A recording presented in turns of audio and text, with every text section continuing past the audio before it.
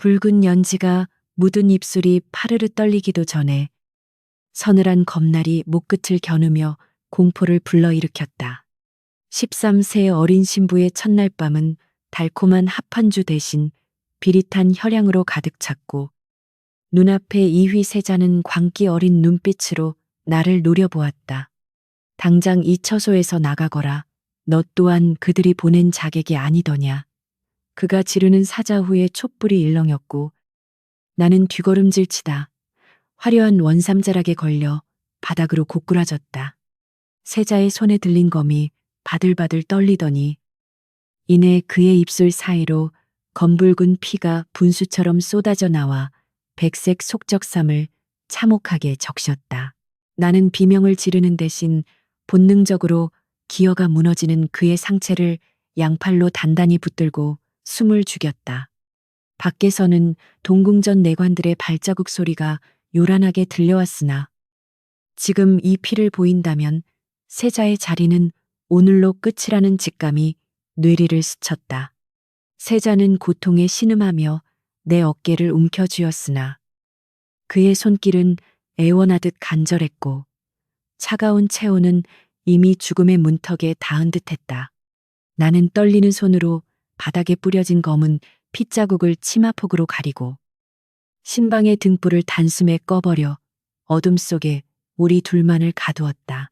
어둠 속에서 세자의 거친 숨소리가 잦아들 무렵 내 코끝을 찌른 것은 비릿한 피 냄새만이 아닌 기이하고도 달콤한 향취였다. 그것은 여느 병자의 혈향과는 판이하게 달랐으며 마치 썩어가는 꽃밭에서나 날 법한 기괴한 약재의 냄새가 뒤섞여 폐부 깊숙이 스며들었다.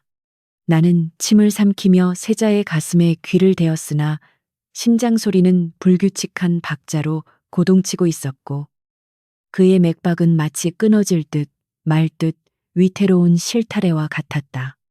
문 밖에서 저하 무사하시옵니까? 라는 강직한 목소리가 들려오자 나는 세자의 입을 막고 낮은 목소리로 대답하며 위기를 넘기려 애썼다.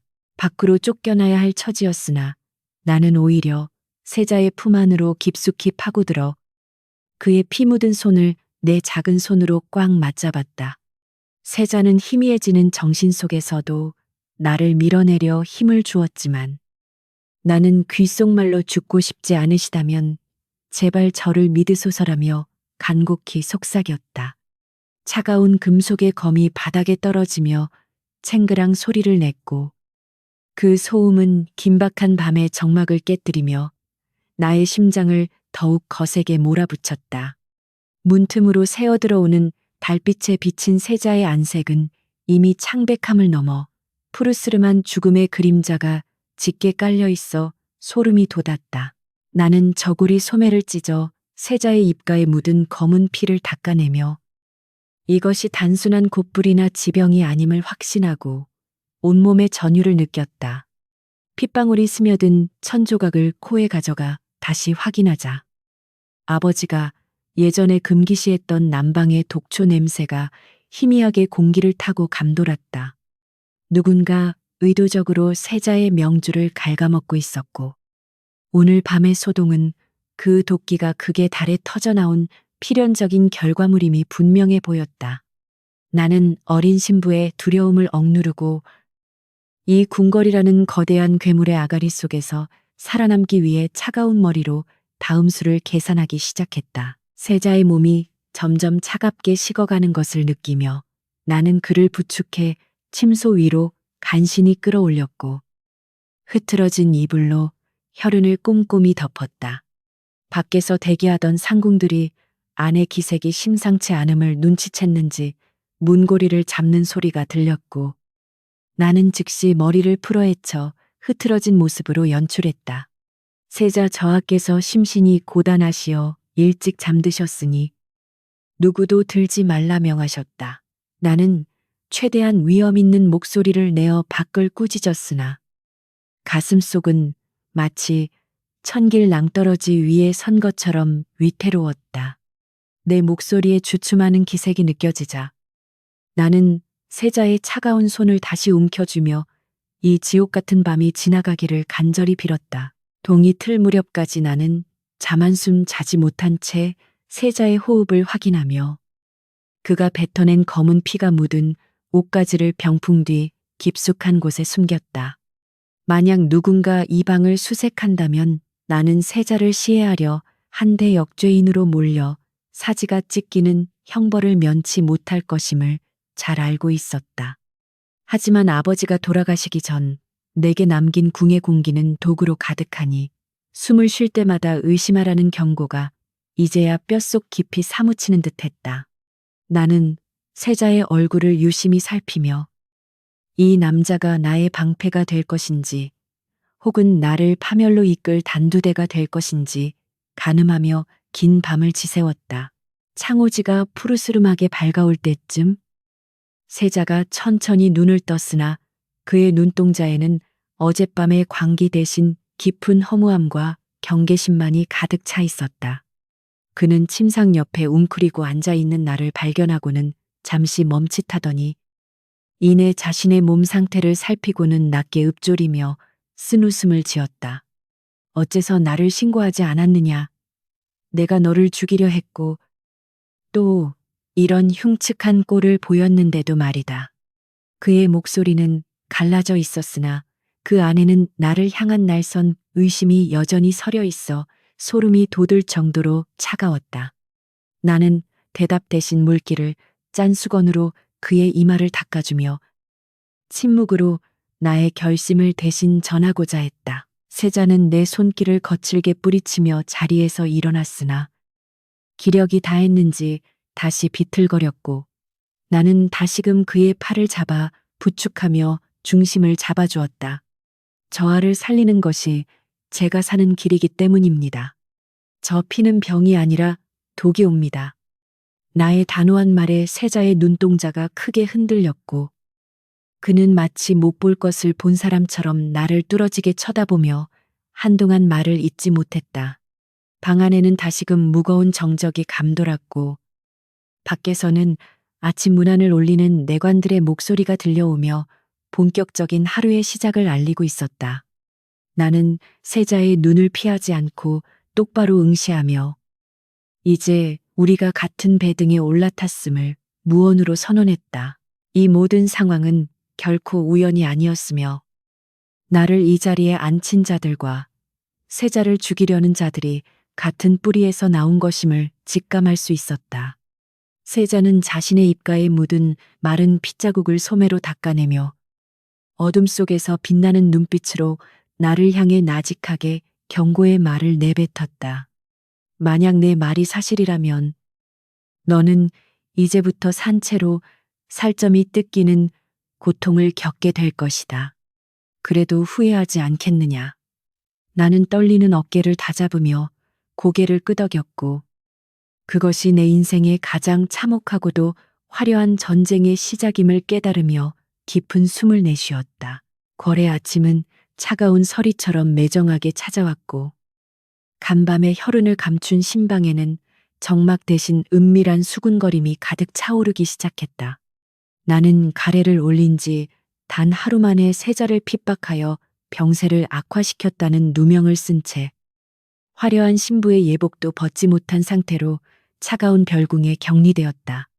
세자궁의 상궁들은 나를 마치 역신을 보듯 경멸 어린 시선으로 훑어내렸고 내가 지나가는 자리마다 불길한 기운을 씻어내려는 듯 소금을 뿌려대며 노골적인 적대감을 드러냈다.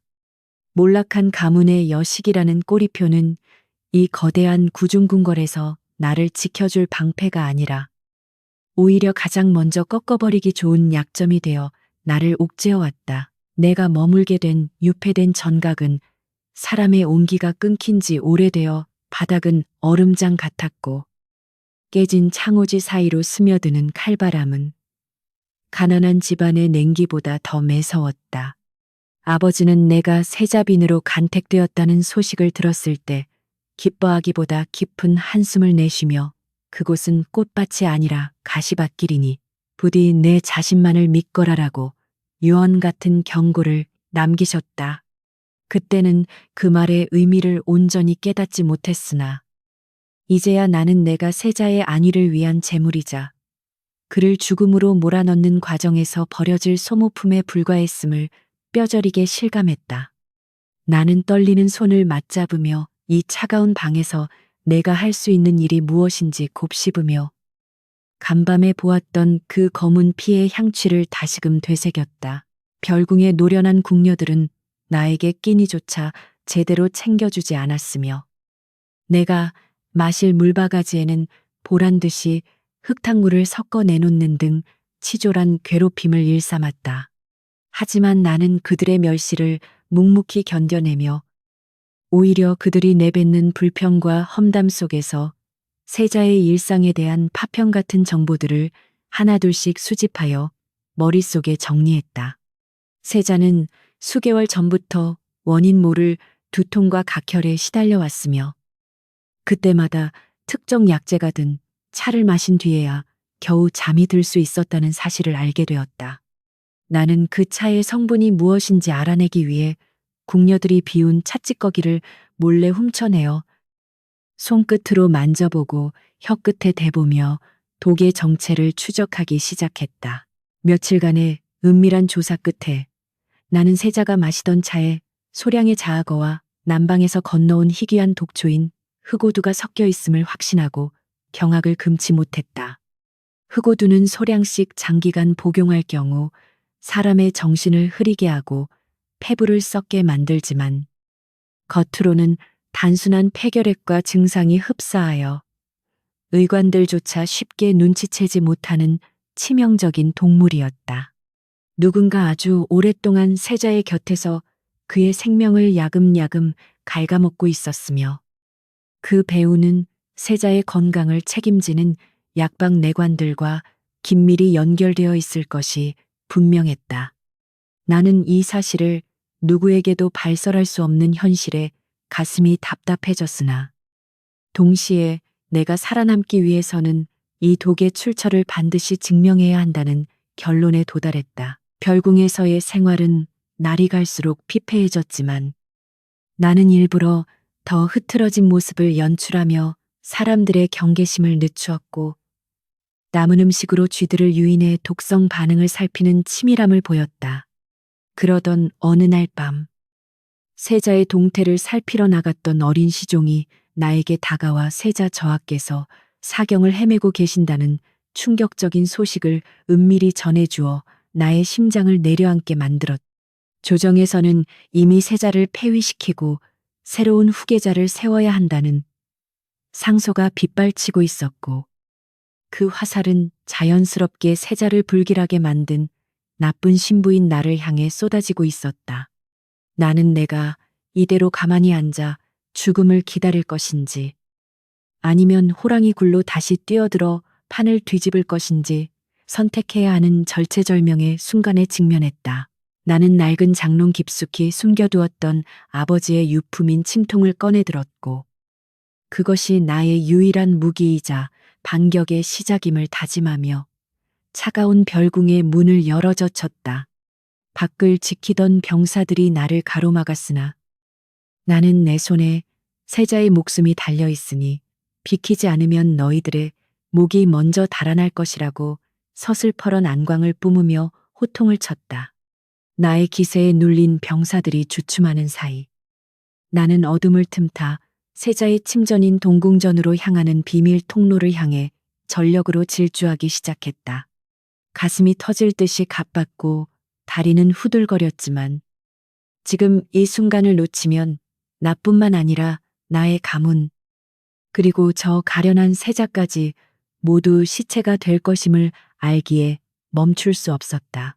궁궐의 그림자 속에 숨어 이동하던 나는 우연히 대조전 근처에서 낯선 사내들이 은밀히 주고받는 대화를 엿듣게 되었고 그 대화 속에서 나의 이름과 처단이라는 단어를 명확히 들었다.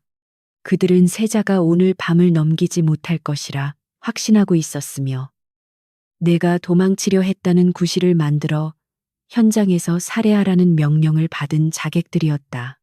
나는 소름 끼치는 공포 속에서도 입술을 깨물며 비명을 참아냈고 오히려 그들의 계획을 역이용하여 내가 죽은 것처럼 꾸밀 수 있는 지형을 살피며 기회를 엿보았다. 머릿속에는 오직 세자의 침전까지 거리를 좁히는 생각뿐이었고, 나의 발걸음은 소리 없이 낙엽을 밟으며 어둠 속으로 더욱 깊숙이 스며들었다. 드디어 도착한 동궁전 뒷마당에는 평소보다 적은 수의 호위병이 배치되어 있었는데, 이는 오히려 누군가 외부인의 침입을 묵인하거나 안에서의 일을 은폐하려는 의도가 다분해 보였다. 나는 담벼락 밑으로 몸을 낮추고 숨을 고르며 세자의 침전 창문을 통해 흘러나오는 미약한 등불 빛을 응시하며 마지막 결단을 내릴 준비를 마쳤다. 저 안에는 피를 토하며 죽어가는 남자가 있고, 밖에는 우리 둘을 죽이려는 늑대들이 득실거리지만 나는 이제 더 이상 떨지 않기로 했다. 나는 품속의 침통을 고쳐쥐고 나의 10살 어린 생애를 건 도박을 시작하기 위해 창틀을 잡고 안으로 몸을 날려 소리 없이 잠입했다. 방 안에는 약재 냄새가 진동했고 세자는 식은땀을 흘리며 실신해 있었는데 그의 안색은 며칠 전보다 훨씬 더 참담하게 변해 있어 보는 이의 가슴을 저미게 했다. 나는 서둘러 그의 맥을 짚었으나 맥박은 이미 초읽기에 들어간 듯 가늘게 떨리고 있었고 나는 주저없이 침 하나를 뽑아 그의 혈자리를 향해 깊숙이 찔러 넣었다. 이것은 도끼를 강제로 배출시키기 위한 극약 처방이었으나 만약 실패한다면 내가 직접 세자의 숨통을 끊었다는 오해를 받기에 충분한 위험천만한 행위였다. 침끝이 살을 파고들자 세자의 몸이 크게 경련하며 반응했고 나는 식은땀을 닦으며 그가 검은 피를 다시 한번 토해내기를 간절히 기도하며 어둠 속에서 숨을 죽였다. 잠시 후 세자의 입에서 끈적한 검은 액체가 흘러나왔고 그의 거친 호흡이 조금씩 안정을 찾아가는 것을 보며 나는 안도의 눈물을 흘릴 틈도 없이 다시 긴장해야 했다. 밖에서 발자국 소리가 들려왔고 방문이 거칠게 열리며 누군가 들어오는 기척이 느껴졌기에 나는 급히 병풍 뒤로 몸을 숨겼다. 들어온 자는 의관의 복장을 하고 있었으나 손에는 침통 대신 가느다란 명주실을 들고 있었는데 그것은 명백히 세자의 숨을 끊으려는 암살자의 도구였다.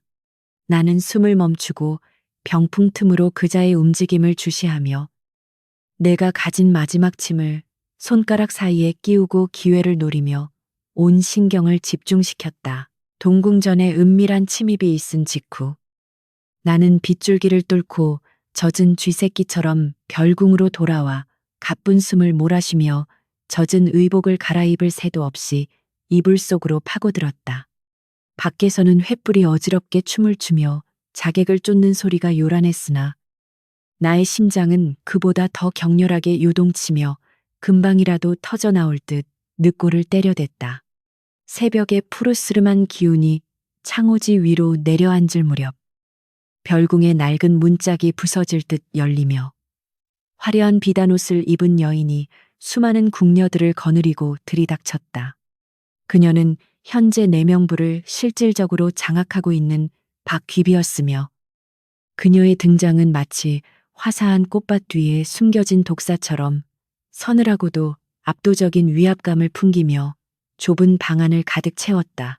박귀비는 흙바닥에 엎드린 나를 내려다보며 붉은 입술을 비틀어 조소 섞인 미소를 지었는데 그 모습은 마치 사냥감을 앞에 둔 맹수처럼 여유로우면서도 잔인해 보였다. 어린 것이 첫날 밤부터 사단을 내고도 목숨이 붙어 있으니 그 명줄이 참으로 질기구나.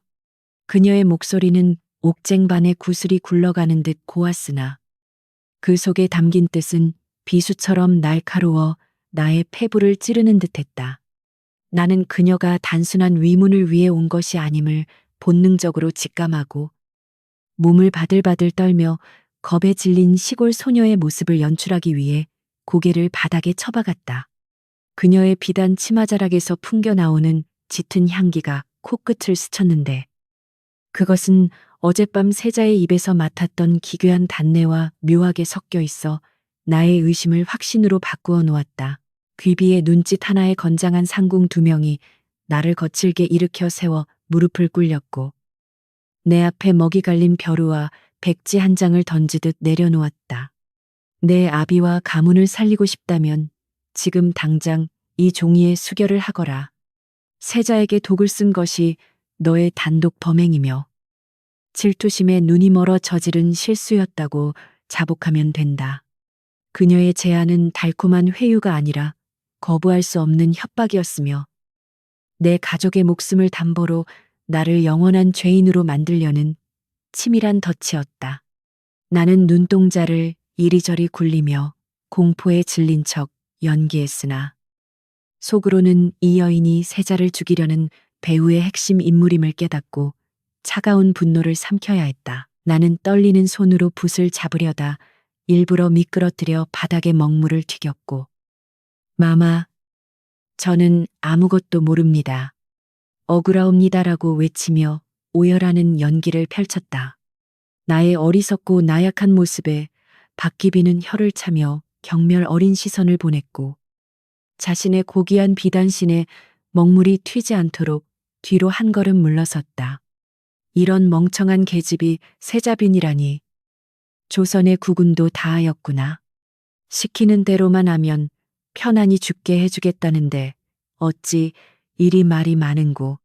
그녀는 나의 지능과 담력을 완전히 과소평가하고 있었으며 이는 내가 가진 유일한 이점이자 반격을 위한 소중한 기회였다.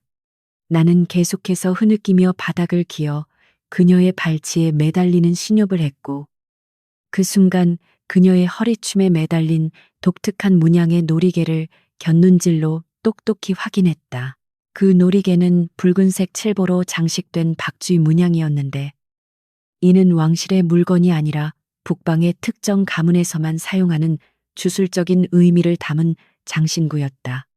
박귀비는 내가 자신의 장신구를 유심히 보고 있다는 사실조차 눈치채지 못한 채 나를 발로 걷어차며 싸늘하게 명령했다. 오늘 해가 지기 전까지 자복하지 않으면 네 아비의 목이 저작거리에 내걸리는 꼴을 보게 될 것이다. 그녀의 말은 허풍이 아니었으며 이미 권력의 추가 그녀에게 기울어 있는 상황에서 나 하나쯤 쥐도 새도 모르게 처리하는 것은 일도 아니었다. 나는 고통스러운 신음과 함께 바닥에 쓰러지며 이 치욕을 뼛속 깊이 새겨 훗날 반드시 갚아주리라 다짐했다. 박귀비가 방을 나가기 전 그녀를 수행하던 늙은 내관이 은밀하게 귀비에게 귓속말을 건네는 모습이 내 눈에 포착되었다. 마마, 약재의 수급에 차질이 생겼다 하옵니다. 단천에서 올라오는 물건이 늦어지고 있어. 귀비는 내관의 말을 가로막으며 날카롭게 쏘아붙였다. 그 입 다물라 쥐새끼가 듣고 있지 않느냐. 칠곡의 창고를 열어서라도 기한을 맞추어야 할 것이다. 이 짧은 대화는 나에게 엄청난 정보를 제공해 주었는데 단천과 칠곡은 모두 박귀비의 외가가 있는 지역이자 특정한 독초가 자생하는 곳이었다. 나는 엎드린 채 바닥에 냉기를 느끼며 그녀가 무심코 뱉은 지명들을 머릿속 지도 위에 하나하나 새겨 넣었다. 귀비가 사라진 뒤에도 방 안에는 그녀가 남기고 간 짙은 향수 냄새가 도끼처럼 맴돌아 숨을 쉬기가 거북할 지경이었다. 나는 퉁퉁 부은 뺨을 감싸쥐고 천천히 몸을 일으켰으나 눈빛만은 방금 전의 겁쟁이 소녀가 아닌 냉철한 사냥꾼의 것으로 돌아와 있었다. 박귀비는 자신이 이겼다고 착각하고 있겠지만 그녀는 오늘 자신의 가장 큰 약점인 오만함을 나에게 들키고 말았다. 나는 붓을 들어 백지 위에 자복문 대신 그녀가 언급한 지명과 약재의 특징을 암호처럼 적어 내려갔다. 이것은 나중에 세자가 깨어났을 때 혹은 내가 죽더라도 누군가에게 전해질 결정적인 증거가 될 것이었다. 해가 중천에 떴으나 나에게는 물 한 모금 주어지지 않았고 별궁의 감시는 더욱 삼엄해져 창문 틈으로 들어오는 바람조차 검열받는 듯했다. 나는 배고픔과 갈증에 시달리면서도 정신을 잃지 않기 위해 혀를 깨물며 버텼고, 지난밤 세자의 혈자리에 놓았던 치매 효능이 언제쯤 나타날지 초조하게 계산했다. 만약 세자가 깨어나지 못한다면 나의 모든 계획은 물거품이 될 것이며, 나는 정말로 역적의 딸로 몰려 비참한 최후를 맞이할 수밖에 없었다.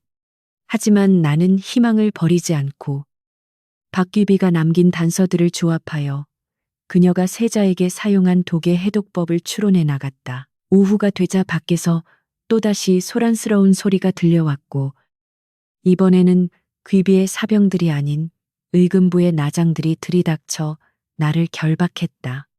대역죄인 민 씨는 어명을 받들라 세자 저하의 병세가 위중해지셨으니 이를 해명하기 위해 추국장으로 압송한다. 나장들의 거친 손길에 끌려나가면서도 나는 하늘을 올려다보며 이것이 기회일지 모른다고 생각했다. 감옥에 갇혀 말라 죽는 것보다는 차라리 많은 사람들이 보는 앞에서 진실을 외칠 수 있는 추국장이 나에게는 더 나은 무대였다. 나는 끌려가는 와중에도 흙바닥에 떨어진 뾰족한 돌조각 하나를 몰래 집어 소매 속에 감추며 최악의 상황에 대비했다. 추국장으로 향하는 길목마다 궁인들이 나와 손가락질하며 욕설을 퍼부었으나 나는 그들의 얼굴 하나하나를 눈에 담으며 누가 박귀비의 편에 서 있는지 확인했다. 개 중에는 안타까운 눈빛으로 나를 바라보는 늙은 상궁도 있었고, 비열한 웃음을 흘리는 내관들도 있었다. 이 모든 풍경은 권력이라는 거대한 소용돌이 속에서 인간 군상이 어떻게 변질되는지 보여주는 지옥도와 같았다. 나는 고개를 꼿꼿이 세우고 걸으며 비록 죄인의 형색을 하고 있으나 나의 영혼만은 결코 굴복하지 않았음을 그들에게 보여주고자 했다. 형틀에 묶인 채 마주한 하늘은 눈이 시리도록 파랬고, 내 앞에 앉은 위험 있는 관료들은 나를 이미 죽은 목숨으로 취급하며 형식적인 신문을 시작했다. 네가 세자 저하께 독을 썼음을 인정하느냐. 형판의 호통 소리가 고막을 때렸으나 나는 입을 굳게 다문 채 박귀비가 앉아있는 장막 뒤를 뚫어지게 응시했다.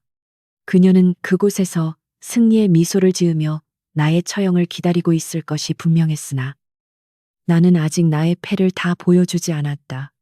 나는 침묵으로 일관하며 시간을 끌었고, 군중 속에서 동요가 일어날 때쯤 천천히 입을 열어 모두를 경악게 할 한마디를 내뱉을 준비를 했다. 저는 독을 쓰지 않았습니다. 다만 저하께서 드신 차의 향기를 기억할 뿐입니다. 나의 낮지만 또렷한 목소리가 추국장에 울려 퍼지자 장내는 일순간 정적에 휩싸였고, 장막 뒤의 그림자가 움찔하는 것이 느껴졌다. 나는 계속해서 말을 이어갔다.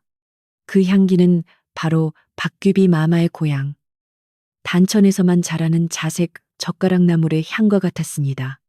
이 발언은 단순한 부인이 아니라 최고 권력자를 향한 정면 도전이자 선전포고였다.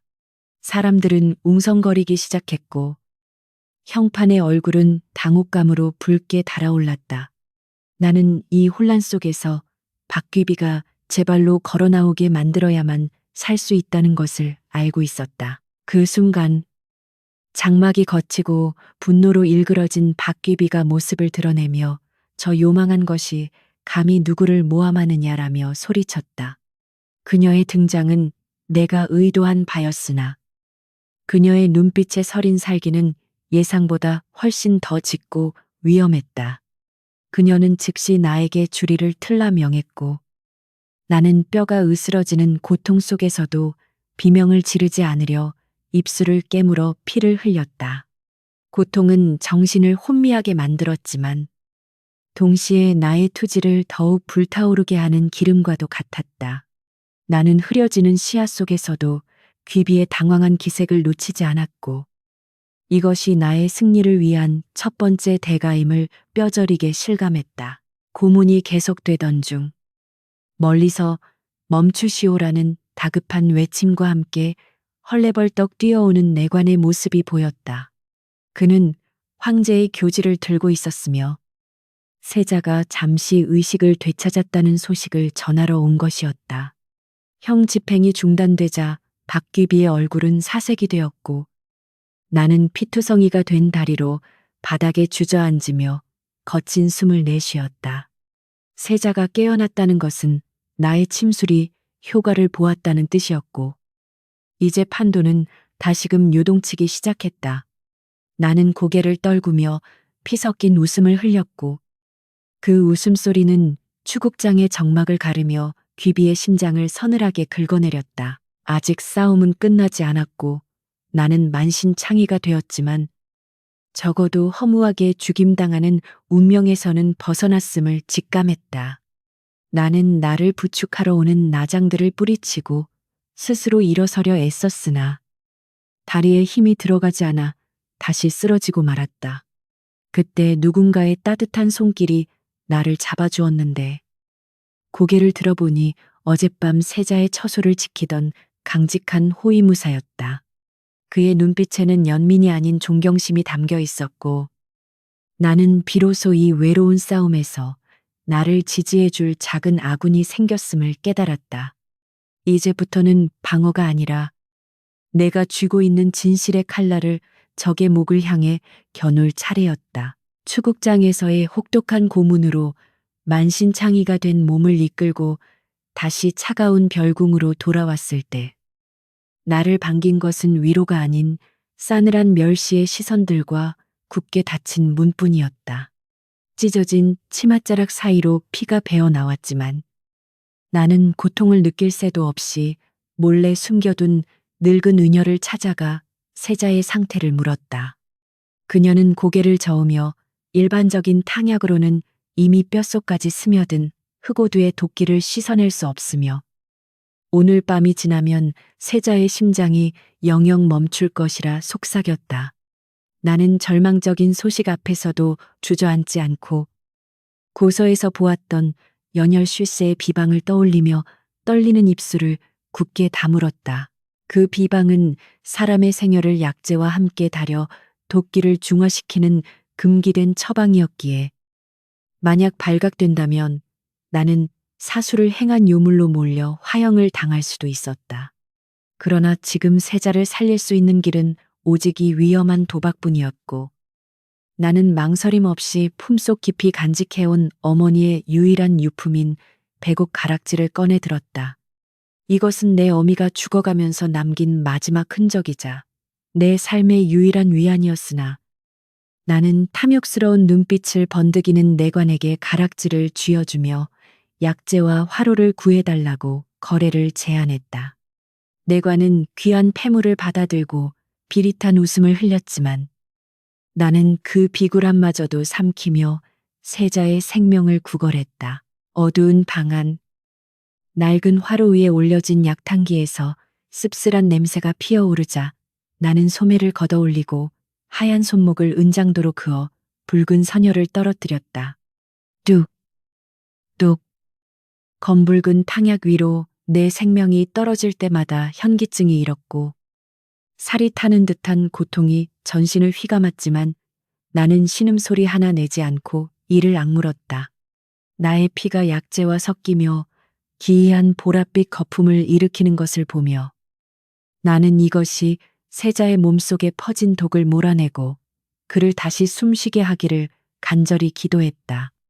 상처를 대충 천으로 감싸 지혈했지만 과다출혈로 인해 손끝이 차가워지고 시야가 흐릿해지는 것을 막을 수는 없었다. 약이 완성되자 나는 그것을 식지 않게 품에 안고 매수해 둔 나인을 통해 세자의 침전으로 은밀히 들여보내며 절대 내가 보냈다는 사실을 밝히지 말라고 신신당부했다. 만약 폐비나 다름없는 내가 보낸 약이라는 사실이 알려지면 의심 많은 박귀비 일당이 약사발을 엎어버릴 것이 뻔했기 때문에 나는 스스로 공로를 포기해야만 했다. 나이는 내 초라한 몰골과 피 묻은 소매를 번갈아 보며 혀를 찾고 마치 미친 여자를 보듯 경멸 어린 눈빛을 보내며 약사발을 낚아채듯 가져갔다. 나는 문틈으로 멀어지는 나인의 뒷모습을 바라보며 내 목숨을 깎아 만든 약이 무사히 세자의 입술에 닿기만을 초조하게 기다렸다.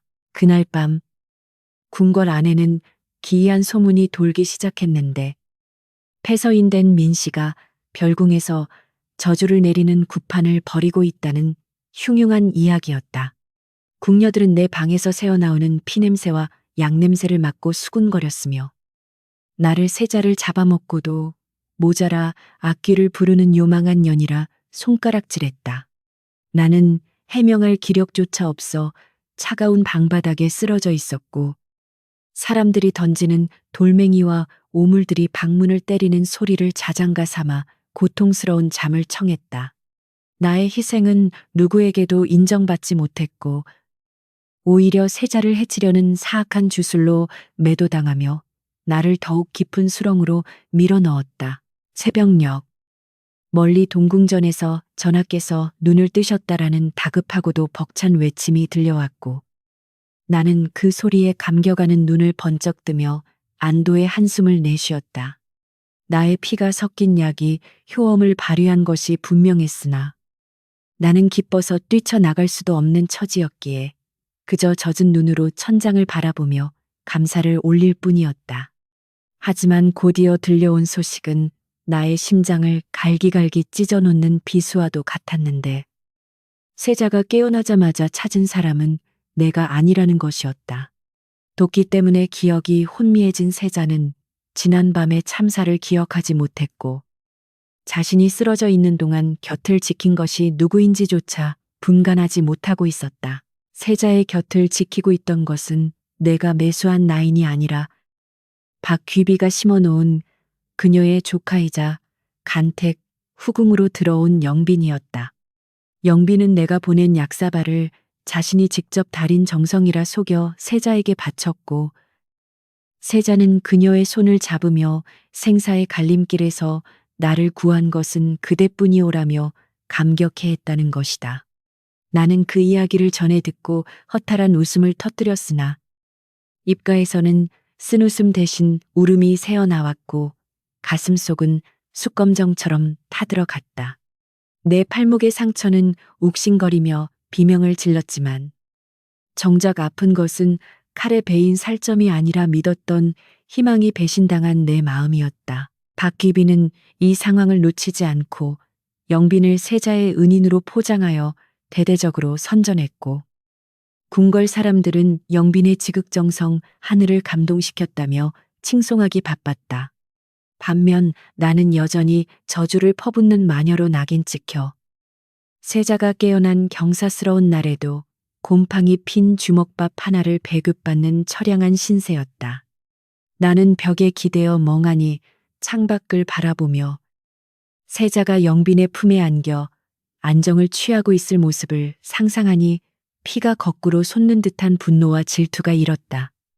하지만 당장 달려가 그 약은 내 피로 만든 것이다라고 외친들 미치광이의 헛소리로 치부될 것이 뻔했기에 나는 주먹을 꽉 쥐며 피를 흘릴 뿐이었다.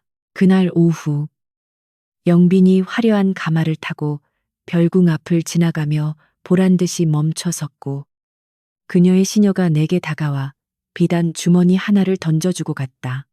마마께서 네 정성이 가상하여 하사하시는 위로금이다. 주제를 알고 쥐 죽은 듯 살면 목숨만은 부지할 수 있을 게다. 주머니 속에는 내가 팔았던 어머니의 옷가락지가 깨진 채 들어있었고 그것을 본 순간 내 안에 무언가가 툭 하고 끊어지는 소리가 들렸다. 그들은 단순히 내 공로를 가로챈 것을 넘어 나의 가장 소중한 기억과 자존심마저 짓밟고 조롱거리로 만든 것이었다. 나는 깨진 가락지 조각을 손에 쥐고 피가 나도록 움켜쥐며 이 모욕을 절대로 잊지 않겠노라 맹세했다. 세자는 건강을 회복해가고 있었지만 그의 기억 속에서 나는 완전히 지워졌거나 혹은 그를 해치려던 흉악한 범인으로 남아있을 것이었다. 나는 멀리서 들려오는 풍악 소리를 들으며 내가 치른 희생이 얼마나 보잘것없고 허무한 것인지 처절하게 깨달았다. 세상은 승자의 기록만을 기억할 뿐, 패자의 피눈물은 역사책의 행간에도 남지 않는 법이라는 아버지의 말씀이 사무치게 떠올랐다. 나는 이제 더 이상 착하고 순진한 희생양으로 남지 않기로 결심했고, 내 피를 먹고 살아난 세자를 반드시 내 것으로 되찾아오겠다는 도끼 품은 다짐을 되새겼다. 어둠이 내린 별궁 마당에 홀로 서서 나는 깨진 옷가락질을 땅에 묻으며 나약했던 과거의 민명아와 작별을 고했다. 내 손목의 흉터는 사라지지 않겠지만 그것은 내가 세자를 살렸다는 유일한 증거이자 나를 움직이는 원동력이 될 것이었다. 이제부터는 그림자 속에 숨어 무작정 헌신하는 것이 아니라 나의 것을 뺏어간 자들에게 철저한 대가를 치르게 할 치밀한 복수의 판을 짜야 했다. 바람이 불어와 내 헝클어진 머리카락을 날렸지만 나의 눈빛은 그 어느 때보다 차갑고 또렷하게 빛나고 있었다. 다음 날 아침 나는 상궁을 불러 세자 저하의 쾌유를 비는 불공을 드리고 싶으니 불당 사용을 허락해달라고 청했고, 이는 나의 새로운 위장을 위한 첫 번째 수였다. 사람들은 내가 죄를 뉘우치고 비구니가 되려 한다고 비웃었지만 나는 불당의 향 연기 속에 숨어 은밀하게 외부와 접촉할 계획을 세우고 있었다. 나는 더 이상 잃을 것이 없는 사람만이 가질 수 있는 무서운 용기를 품고 있었고, 그 용기는 머지않아 궁궐 전체를 뒤흔들 거대한 폭풍의 씨앗이 될 것이었다. 세자는 여전히 영빈의 간호를 받으며 그녀가 주는 거짓된 탕약을 마시고 있겠지만 내 피가 섞인 진짜 해독제는 이미 그의 몸속을 돌며 그와 나를 보이지 않는 끈으로 연결해 놓았다. 언젠가 그가 진실을 알게 되는 날, 그 죄책감과 충격은 그를 내 발 아래 무릎 꿇게 만들 가장 강력한 무기가 될 것이다. 나는 묵묵히 마당을 쓸며 때를 기다렸고 내 빗자루질 소리는 마치 칼을 가는 소리처럼 서늘하게 별궁의 아침을 깨웠다.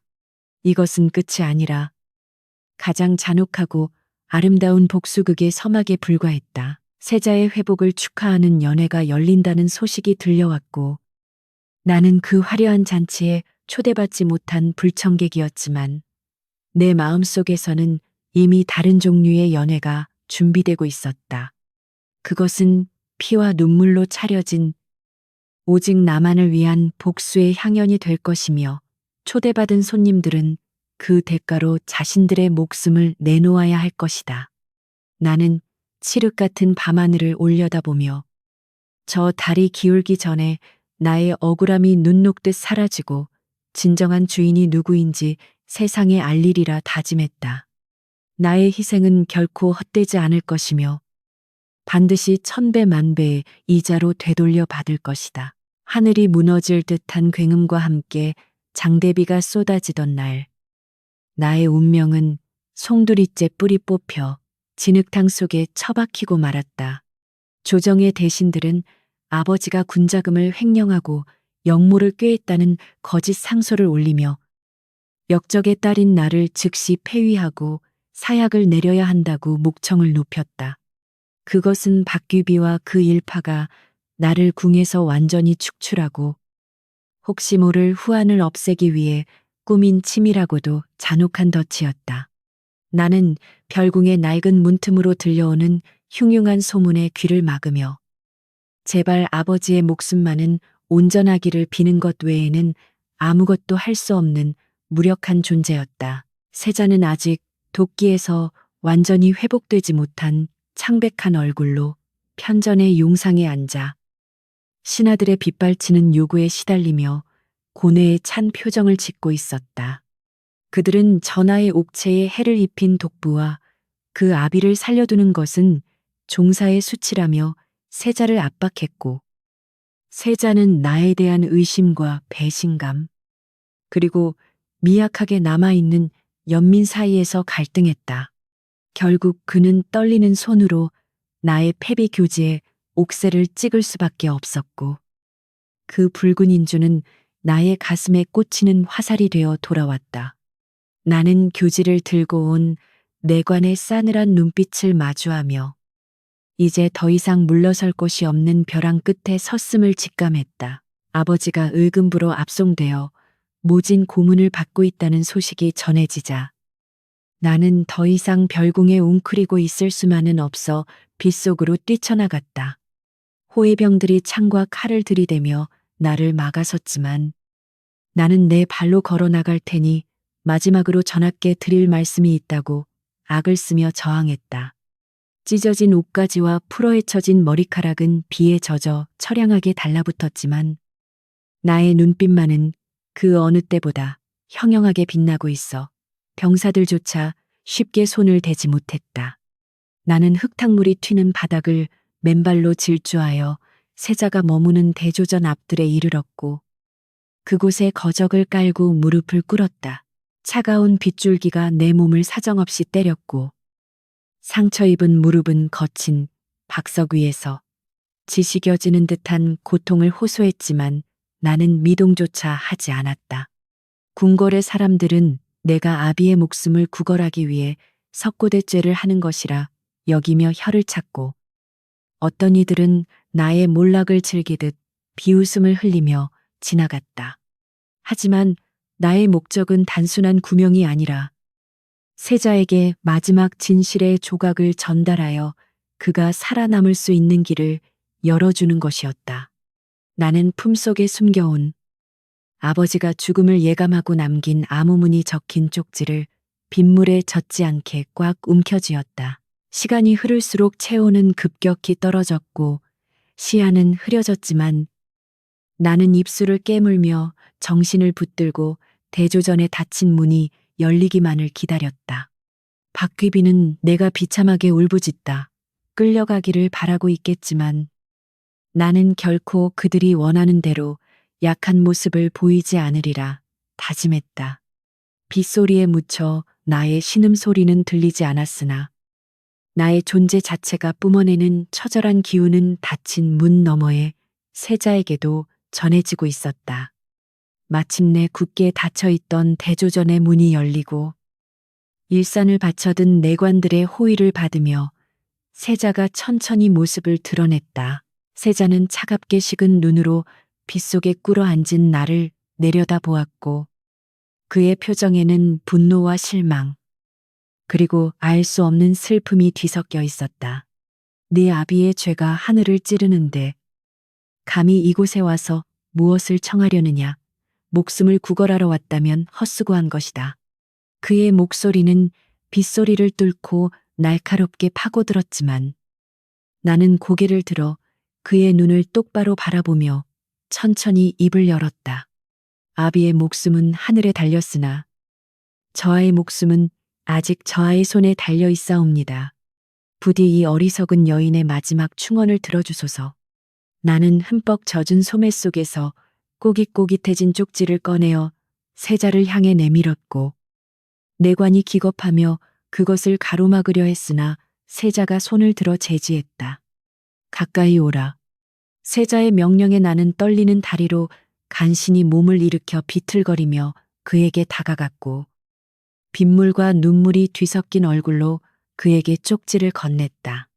그 쪽지에는 아버지가 비밀리에 조사했던 약재상의 장부 내역과 박귀비의 사가로 흘러들어간 자금의 흐름이 적혀 있었다. 이것은 내 아버지가 목숨과 맞바꾼 증거이자 내가 세자에게 줄 수 있는 유일하고도 가장 강력한 무기였다. 세자는 젖은 쪽지를 받아들고 잠시 주저하더니 이내 내 손을 잡지 않고 싸늘하게 돌아섰지만 그의 소나귀에는 쪽지가 단단히 들려 있었다. 이것이 거짓이라면 너는 죽어서도 편히 눈을 감지 못할 것이다. 그의 마지막 경고는 잔인했지만 나는 그가 적어도 내 말을 무시하지 않았다는 사실에 작은 안도감을 느꼈다. 그 순간 멀리서 둔탁한 북소리가 3번 울려 퍼졌고 궁궐의 공기는 일순간 얼어붙은 듯 무겁게 가라앉았다.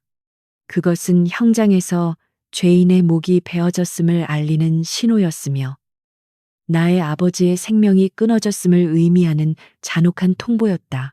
나는 비명을 지르는 대신 털썩 주저앉으며 바닥의 흙탕물을 손으로 긁어 모았고 가슴 깊은 곳에서 터져 나오는 울음을 억지로 삼키며 피를 토했다. 아버지는 나를 위해 희생되었고 나는 그 희생을 막지 못했다는 죄책감이 비수가 되어 심장을 난도질했다. 세자 역시 북소리를 듣고 멈칫했으나 뒤를 돌아보지 않았고 그의 굳어진 등 뒤로 무거운 침묵만이 흘렀다. 박귀비는 이 소식을 듣고 회심의 미소를 짓고 있을 것이며 나의 몰락을 축배로 삼아 화려한 연애를 벌일 것이 분명했다. 의금부의 나장들이 달려들어 넋이 나간 나를 일으켜 세우고 포승줄로 결박했으나 나는 저항할 힘도 의지도 남아있지 않았다. 패비 민씨를 전옥선 내 감옥 하옥하라. 명령이 떨어지자 나는 짐승처럼 끌려갔고 진흙투성이가 된 버선발은 돌부리에 채여 피가 흘렀다. 궁궐의 화려한 정각들이 하나둘씩 뒤로 멀어지고 내 눈앞에는 춥고 어두운 감옥의 쇠창살만이 기다리고 있었다. 나는 마지막으로 세자가 서 있던 자리를 돌아보았으나 그곳에는 빗물에 씻겨 내려가는 나의 핏자국만이 덩그러니 남아있을 뿐이었다. 감옥으로 끌려가는 길. 백성들은 역적의 딸이라며 내게 돌을 던졌고 나는 그 돌을 맞으며 세상의 잔혹함을 뼈저리게 실감했다. 아버지가 지키려 했던 청렴과 결백은 권력 앞에서 아무런 힘도 쓰지 못하고 짓밟혔으며 진실은 거짓의 큰 목소리에 묻혀버렸다. 하지만 나는 눈을 감지 않고 날아오는 돌들을 피하지도 않으며 이 모든 고통을 기억 속에 낱낱이 새겨 넣었다. 내가 흘린 피 한 방울, 아버지가 흘린 피 한 방울까지 모두 계산하여 훗날 저들에게 1000배로 갚아줄 장부가 내 머릿속에서 작성되고 있었다. 전옥서의 깊은 지하 감옥은 빛 한 줄기 들어오지 않는 암흑천지였고 썩은 지푸라기 냄새와 피비린내가 진동하는 생지옥이었다. 간수들은 나를 거칠게 밀어넣고 쇠사슬로 채운 뒤 여기서 쥐새끼처럼 살다 죽으라며 비릿한 웃음을 남기고 떠났다. 어둠 속에 홀로 남겨진 나는 차가운 벽에 등을 기대고 앉아 빗물에 젖은 옷이 말라가며 체온을 앗아가는 것을 멍하니 느꼈다.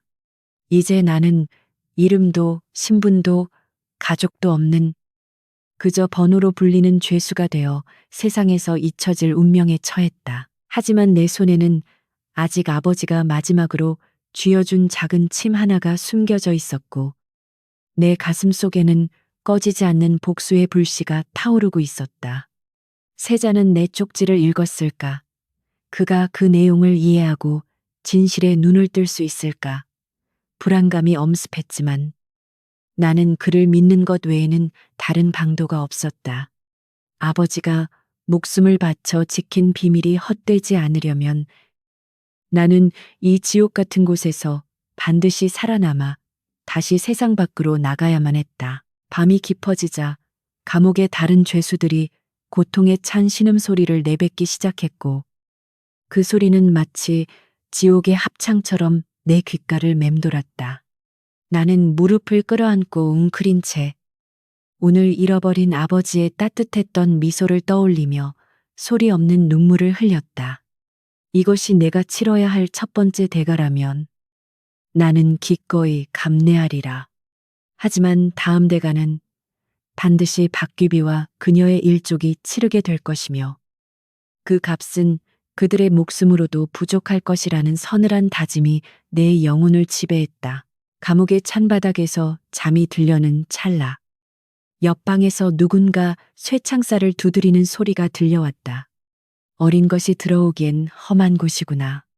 장정, 걸걸하면서도 기품이 느껴지는 노인의 목소리였다. 나는 본능적으로 고개를 들어 소리가 난 쪽을 바라보았고 어둠 속에서 번뜩이는 한 쌍의 눈동자와 마주쳤다. 그는 단순한 죄수가 아니었으며 나의 운명을 바꿀 또 다른 귀인일지도 모른다는 예감이 스치고 지나갔다. 세자는 침전에 홀로 앉아 내가 건넨 쪽지를 촛불에 비추어 보고 있었는데 그의 손은 미세하게 떨리고 있었다. 쪽지에 적힌 내용이 사실이라면 자신의 어머니처럼 믿고 따랐던 박귀비가 사실은 아버지를 죽이고 자신마저 죽이려 한 원수라는 뜻이 된다. 그는 혼란스러운 머리를 감싸쥐며 고통스러워했고 창밖에서 들려오는 빗소리는 마치 억울하게 죽은 내 아버지의 통곡 소리처럼 그의 귓가를 때렸다. 의심의 싹은 이미 틔워졌고 그것은 걷잡을 수 없이 자라나 궁궐을 뒤덮을 거목이 될 준비를 하고 있었다. 전옥서의 첫날 밤은 길고도 혹독했지만 나는 죽지 않고 살아남아 새벽을 맞이했다. 좁은 창틈으로 스며드는 희미한 빛을 보며 나는 더 이상 울지 않기로 결심했다. 눈물은 약한 자의 변명이 될 뿐이며 복수를 위해서는 강철보다 단단한 심장이 필요했다. 나는 벽에 기대어 앉아 아버지의 명복을 빌며 언젠가 이 감옥문을 부수고 나갈 날을 기약했다. 폭풍은 지나갔지만 나의 전쟁은 이제 막 시작된 셈이었다. 전옥서의 밤은 낮보다 길고 혹독했으며 썩은 지푸라기 냄새와 죄수들의 gez은 상처에서 풍기는 악취가 뒤섞여 숨을 쉬는 것조차 고역이었다. 나는 차가운 돌바닥에 웅크려 앉아 벽 하나를 사이에 둔 옆방의 노인을 주시했는데 그는 며칠째 밥 한 덩이조차 넘기지 않고 벽만 긁어대고 있었다. 헝클어진 백발과 앙상한 갈비뼈는 그가 이곳에서 얼마나 오랜 세월을 견뎌왔는지 짐작게 했으나 어둠 속에서 번뜩이는 그의 눈빛만은 짐승처럼 살아있었다. 그가 나직한 목소리로 내 몸에서 나는 향기, 그것은 서역의 독초인 만다라 화가 아니냐라고 물었을 때 나는 소스라치게 놀라 쇠창살 가까이 다가갔다. 그는 단순히 미친 노인이 아니었으며 내가 궁에서 접했던 그 어떤 의관보다 예리한 후각을 지니고 있음이 분명했다. 나는 주위를 살피며 낮은 목소리로 어르신은 누구시기에 독의 냄새를 맡으십니까? 라고 되물었고 노인은 쉰 웃음을 터뜨리며 자신의 이름을 구천수라고 밝혔다. 그 이름은 10년 전 선왕의 갑작스러운 승하와 함께 자취를 감췄던 전설적인 어이의 함자였기에 나는 경악을 금치 못했다. 그는 당대 최고의 침술가이자 독을 다루는 데 있어 타의 추종을 불허했던 인물이었으나 어느 날 역모에 휘말려 처형당했다는 소문만 무성했던 자였다. 그가 살아있다는 사실, 그리고 바로 내 옆방에 갇혀있다는 사실은 우연이라기엔 너무나 기이한 운명의 장난 같았다. 그는 내 손목에 맥을 짚어보지도 않고 내 호흡 소리만으로 내 몸 상태를 꿰뚫어 보며 혀를 찼다. 구영감은 쇠창살 사이로 손을 뻗어 내 옷소매에 묻은 흙먼지를 털어내며 내가 겪은 일이 단순한 궁중 암투가 아님을 암시하는 말을 던졌다. 세자가 쓰러진 것이 이번이 처음이라 생각하느냐. 그 아이는 걸음마를 떼기 전부터 이미 독을 먹고 자랐다. 그의 충격적인 고백에 나는 숨이 턱 막혔고 세자가 겪어왔던 원인 모를 두통과 발작이 선천적인 병이 아니라 누군가의 철저한 계획이었음을 깨달았다.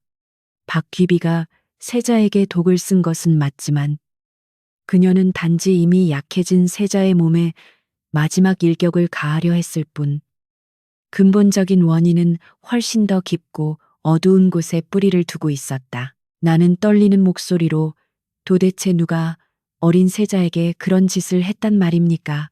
라고 물었으나 구영감은 의미심장한 눈빛으로 허공을 응시할 뿐 즉답을 피했다. 대신 그는 나에게 살아서 나가고 싶다면 그리고 그 아이를 살리고 싶다면 내 기술을 전수 바꿔라라고 제안했다. 그는 자신의 수명이 얼마 남지 않았음을 직감하고 있었고 자신이 평생 연구해온 독과 약에 대한 지식을 물려줄 후계자를 찾고 있었던 것이다.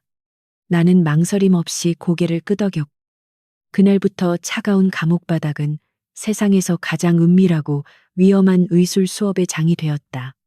간수들의 눈을 피해 밤마다 이루어진 수업은 내 영혼을 송두리째 바꾸어 놓았다. 구영감은 집나기 조각으로 인체의 경혈을 설명하고 감옥 바닥을 기어다니는 벌레와 쥐를 잡아 독성을 실험하는 법을 가르쳤다. 사람을 살리는 약은 뒤집으면 사람을 죽이는 독이 되고 사람을 죽이는 독도 잘 쓰면 명약이 된다. 그의 가르침은 냉혹했지만 뼈가 있고 살이 되는 진리였으며 나는 스펀지처럼 그의 지식을 흡수해 나갔다. 나는 단순한 의술을 넘어 상대의 안색만으로 중독 여부를 판별하고 손톱 밑에 숨긴 작은 침 하나로 거구의 사내를 제압하는 암살 기술에 가까운 비기들을 익혔다. 나의 손은 더 이상 고운 규방 여인의 손이 아니라 생사를 가르는 칼자루를 쥔 무인의 손처럼 거칠어지고 단단해졌다. 수업이 깊어질수록 구영감은 세자의 몸에 축적된 독이 칠정산이라는 희귀한 독임을 밝혀냈다. 이는 섭취할수록 감정을 억제하지 못하게 만들고 서서히 장기를 녹여 죽음에 이르게 하는 흔적을 남기지 않는 가장 악랄한 독이었다. 그리고 그 독을 세자에게 먹인 장본인은 다름 아닌 세자가 어릴 적 어머니처럼 믿고 따랐던 유모와 그녀를 사주한 선왕의 후궁들이었다. 박귀비는 그 사실을 알고 이를 이용해 자신의 독을 섞어 증상을 악화시켰던 것이다.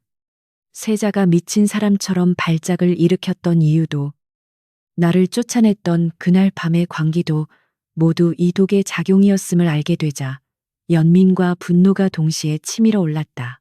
어느 날 새벽 구영감은 심한 기침과 함께 핏덩이를 토해내며 쓰러졌고 나는 쇠창살 너머로 손을 뻗어 그의 등을 두드렸다. 그는 거친 숨을 몰아쉬며 자신의 품속 깊은 곳에서 낡은 서찰 하나와 은침이 들어있는 작은 대나무통을 꺼내 내게 건넸다. 이것이 내 마지막 유산이다. 이 서찰에는 선왕의 죽음과 관련된 비밀이, 이 침에는 칠정산의 도끼를 잠재울 수 있는 비법이 담겨 있다. 그는 덜덜 떨리는 손으로 내 손을 꼭 잡으며 부디 이 늙은이의 한을 풀어주고 그 불쌍한 세자를 지옥에서 구해주시오라는 유언을 남기고 눈을 감았다. 그의 손은 차갑게 식어갔지만 내 손에 남겨진 대나무통은 불덩이처럼 뜨겁게 느껴졌다. 아침 점호 시간에 간수들이 들이닥쳐 구영감의 싸늘한 시신을 발견하고는 재수없는 늙은이가 드디어 가꾸머니라며 짐짝처럼 끌고 나갔다. 나는 슬픔을 억누르며 무표정한 얼굴로 그 광경을 지켜보았으나 속으로는 피눈물을 흘리며 그의 죽음을 애도했다. 그는 나에게 아버지이자 스승이었고 지옥 같은 감옥에서 유일하게 나를 인간으로 대우해준 사람이었다. 나는 그가 남긴 은침을 머리카락 속에 깊이 숨기고 서찰의 내용을 머릿속에 통째로 암기한 뒤 종이를 씹어 삼켜 증거를 없애버렸다. 이제 나는 단순한 패비민 씨가 아니라 죽은 어이 구천수의 유지를 잇는 복수의 화신으로 다시 태어났다. 감옥 안의 다른 죄수들은 내가 구영감의 시신이 나간 자리를 보며 중얼거리는 것을 보고 미쳤다고 수군거렸지만 나는 개의치 않았다. 내 눈에는 이제 벽이 아니라 길이 보였고 절망이 아니라 기회가 보였기 때문이다. 구영감이 알려준 비법에 따르면 며칠 뒤 월식이 일어나는 밤 궁궐의 수맥이 바뀌어 감옥의 하수구 수위가 낮아지는 시점이 온다고 했다.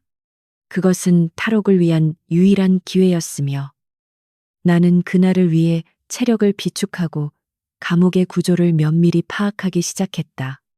박귀비가 승리에 취해 방심하고 있을 지금이 바로 내가 움직여야 할 최적의 시기였다. 나는 밤마다 쥐를 잡아 구영감에게 배운 대로 독을 추출하고 낡은 밥그릇을 갈아 날카로운 무기를 만들며 탈출 준비를 서둘렀다. 감옥 안에는 묘한 긴장감이 감돌았고 나는 일부러 간수들에게 아양을 떨거나 미친 척 연기를 하며 그들의 경계를 허물었다. 나으리, 제가 나가면 숨겨둔 금덩이를 드릴 테니 물 좀 주십시오. 나의 허무맹랑한 소리에 간수들은 낄낄거렸지만 나는 그들의 웃음소리 뒤에 숨겨진 열쇠, 꾸러미의 위치와 순찰 시간을 매의 눈으로 관찰했다.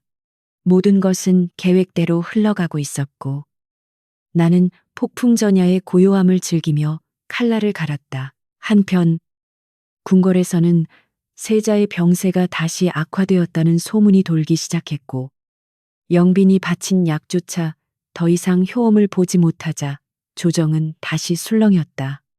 어이들은 원인을 찾지 못해 우왕좌왕했고 박귀비는 초조함에 아랫사람들을 닥치는 대로 매질하며 화풀이를 했다. 이 모든 혼란은 내가 예견한 바였으며 구영감의 말대로 칠정산의 독은 일반적인 약으로는 다스릴 수 없는 괴물이었다. 세자가 피를 토하며 쓰러질 때마다 나의 존재가, 나의 피가 얼마나 절실한지 그들은 뼈저리게 느끼게 될 것이다. 나는 어둠 속에서 차갑게 웃으며 곧 닥쳐올 나의 귀환을 예고했다. 월식이 다가오는 밤, 전옥서의 공기는 유난히 습하고 무거웠으며 나는 심장이 터질 듯한 긴장감을 느끼며 벽에 귀를 대고 물소리를 확인했다. 구영감의 계산이 정확하다면 잠시 후 자시츠지에 하수구의 철망이 수압에 의해 느슨해질 것이었다. 나는 머리카락 속에 숨긴 은침을 꺼내 쥐고 깊은 숨을 들이마시며 마지막으로 감옥 안을 둘러보았다. 이곳은 나를 죽이지 못했고 오히려 나를 더 강한 독으로 단련시켰다.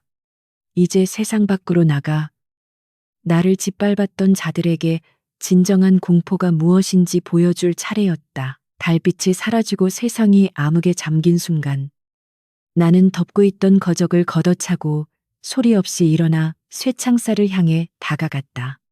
나의 눈은 어둠 속에서도 먹잇감을 노리는 야수처럼 빛나고 있었고 손에는 며칠을 공들여 갈아 만든 날카로운 쇠조각이 들려 있었다. 기다리십시오.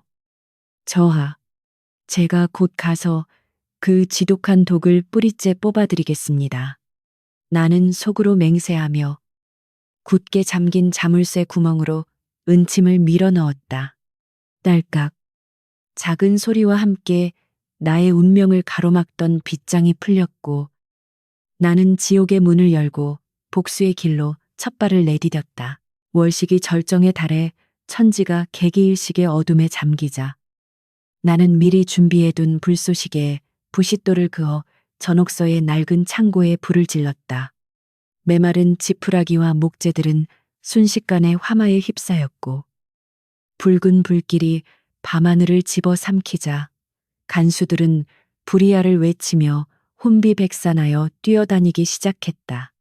아수라장이 된 틈을 타 나는 쇠창살을 빠져나와 미리 봐두었던 하수구의 철망을 뜯어내고 오물이 흐르는 차가운 물속으로 몸을 던졌다. 숨을 쉴 때마다 코를 찌르는 악취와 폐부를 찌르는 냉기가 전신을 마비시키는 듯 했으나 나는 이를 악물고 궁궐 밖으로 이어지는 수로를 따라 필사적으로 헤엄쳤다. 진흙투성이가 된 몸으로 도성 밖 야산에 기어오른 나는 거친 숨을 몰아쉬며 불타오르는 전옥서를 내려다보았고 그 불빛 속에 나의 과거와 신분을 모두 태워버렸다. 나는 민가에서 훔친 남루한 옷가지로 갈아입고 얼굴과 손에 수검정을 칠해 흉측한 화상 흉터가 있는 것처럼 위장했다. 그리고 동이 틀 무렵 궁궐의 후문으로 들어가는 물새는 수레 틈에 몸을 숨겨 가장 천한 신분인 무수리가 되어 다시금 그 지독한 구중궁궐로 잠입하는 데 성공했다. 아무도 거들떠보지 않는 천민의 신분은 역설적으로 나에게 가장 완벽한 투명 망토가 되어주었다. 나는 수라간의 뒷마당에서 하루 종일 무거운 물동이를 나르고 설거지를 하며 궁녀들의 눈을 피해 궁궐 내부의 동태를 살피는 그림자가 되었다. 궁궐은 겉으로는 평온해 보였으나 내면은 박귀비와 그녀가 내세운 꼭두각시인 영빈 사이의 미묘한 기류로 팽팽하게 긴장되어 있었다. 영빈은 세자의 총애를 독차지하고 있다는 착각에 빠져 기고만장해져 있었고, 박귀비는 자신의 통제를 벗어나려 하는 영빈을 보며 눈살을 찌푸리고 있었다. 나는 이 균열을 파고들기로 결심하고 구영감에게 배운 약초 지식을 이용해 영빈이 즐겨 마시는 차에 아주 미세한 양의 환각초 가루를 섞기 시작했다. 환각초는 사람을 죽이지는 않으나 감정을 격해지게 만들고 사소한 일에도 의심을 품게 만드는 성질이 있어 궁중, 암투에 이용하기에 제격이었다. 영빈은 차를 마신 뒤부터 이유 없이 짜증을 내거나 상궁들에게 히스테리를 부리기 시작했고, 급기야 박귀비가 보낸 선물조차 의심하며 바닥에 내동댕이 치는 실수를 저질렀다. 이 소식은 삽시간에 박귀비의 귀에 들어갔고, 귀비는 천한 것이 감히 내 머리 꼭대기에 앉으려 드느냐며 경노했다. 두 악녀 사이의 신뢰가 무너지는 소리는 나에게 있어 그 어떤 풍악 소리보다 달콤하게 들려왔다. 나는 짐승처럼 일하면서도 밤이면 몰래 동궁전 근처를 배회하며 세자에게 접근할 기회를 엿보았다. 세자는 여전히 병색이 완연했으나 눈빛만은 예전보다 깊고 날카로워져 있어 그가 무언가를 의심하고 있음을 짐작게 했다. 나는 어느 날 밤 세자가 산책을 나오는 길목에 있는 매화나무 가지에 아버지가 생전에 즐겨 읊던 시구절이 적힌 낡은 비단 조각을 묶어 두었다. 그 시는 어둠 속에서도 매화는 향기를 잃지 않고 진실은 흙 속에 묻혀도 썩지 않는다는 내용을 담고 있어 세자라면 단번에 그 뜻을 알아차릴 것이라 확신했다. 다음 날 아침 세자는 매화나무 아래에서 그 비단 조각을 발견하고 한참 동안 그 자리에 못 박힌 듯 서 있었고, 그의 손이 미세하게 떨리는 것을 멀리서 지켜보았다. 그는 주위를 물리치고 홀로 비단을 어루만지며 내 아버지가 억울하게 죽었을지도 모른다는 사실을 뼈저리게 자각하는 듯했다. 그날 이후 세자는 비밀리에 내 아버지의 사건을 재조사하도록 믿을 수 있는 측근에게 지시를 내렸고, 의금부의 기록 창고가 은밀하게 열리는 것을 보며 나는 회심의 미소를 지었다.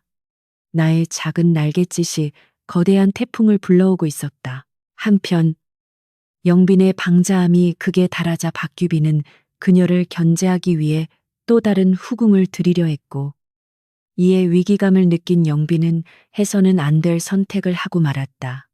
그녀는 세자의 마음을 완전히 사로잡기 위해 박귀비가 금지했던 강한 최음 성분의 향료를 침전에 피우기 시작한 것이다. 나는 냄새만으로 그것이 사양과 음양곽이 섞인 위험한 물건임을 알아챘고, 이것이 세자의 몸속에 잠재된 칠정산의 독을 자극하여 발작을 일으킬 수 있음을 간파했다. 나는 이것을 막는 대신 오히려 이 상황을 이용하여 두 사람을 동시에 파멸시킬 덫을 놓기로 했다. 나는 수라간 창고에서 구한 말린 쑥과 몇 가지 약초를 태워 그 연기를 영빈의 처소 쪽으로 흘려보내 사양의 냄새를 더욱 독하게 변질시켰다.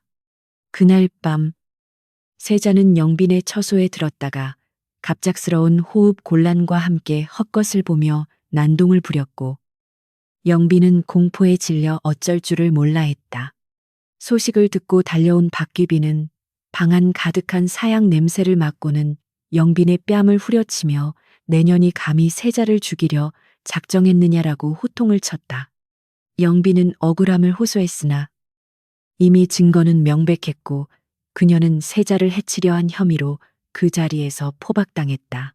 이 사건으로 인해 박귀비와 영빈의 연대는 완전히 산산조각이 났고, 귀비는 자신이 키운 개에게 물릴 뻔했다는 생각에 치를 떨었다. 하지만 귀비 역시 안전하지 못했는데, 세자가 정신을 차린 후 이 향기는 귀비의 처소에서 맡았던 것과 흡사하다라고 증언했기 때문이었다. 세자의 이 한마디는 조정의 파란을 일으켰고 대신들 사이에서도 박희비의 권력 남용과 부도덕함을 성토하는 목소리가 조심스럽게 흘러나오기 시작했다. 절대 권력을 휘두르던 귀비의 성벽에 금이 가기 시작한 것이다. 나는 혼란스러운 틈을 타 영빈의 처소에 몰래 들어가 그녀가 숨겨두었던 박귀비와의 서신들을 찾아내어 내 품에 갈무리했다. 그 서신들에는 세자에게 독을 쓰라고 사주한 내용과 내 아버지를 모함한 구체적인 계획들이 적나라하게 적혀 있었다. 이것은 결정적인 증거였으나 나는 이것을 바로 터뜨리지 않고 가장 극적인 순간을 위해 아껴두기로 했다. 섣부른 공격은 오히려 적을 단결시킬 수 있으므로 그들이 서로를 물어뜯고 의심하며 자멸할 때까지 기다려야만 했다. 세자는 아버지의 사건 기록을 검토하며 모순점들을 하나둘씩 발견해 나갔고 나의 폐위가 조작된 증거에 의한 것임을 확신하게 되었다. 그는 밤마다 잠을 이루지 못하고 내가 갇혀있던 전옥서 쪽을 바라보며 괴로워했고 죽은 줄로만 아는 나를 그리워하는 듯했다.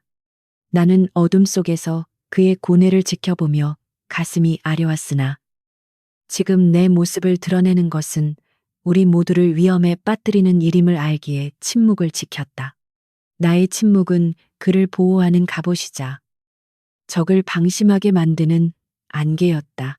박귀비는 위기를 모면하기 위해 꼬리 자르기를 시도하며 모든 죄를 영빈에게 뒤집어 씌우려 했으나 영빈 또한 살기 위해 귀비의 비리를 폭로하겠다고 협박하며 맞섰다. 궁궐은 두 여인의 추악한 진흙탕 싸움으로 하루도 조용할 날이 없었고 나는 그 틈바구니에서 묵묵히 마당을 쓸며 때를 기다리는 무수리의 연기를 완벽하게 수행했다. 나를 알아보는 사람은 아무도 없었으나 나의 눈은 궁궐의 모든 비밀을 꿰뚫어 보고 있었다. 그러던 중 나는 우연히 박귀비가 은밀히 만나는 의문의 사내가 있다는 사실을 알게 되었고 그가 바로 내 아버지를 고발했던 상소문의 작성자임을 확인했다.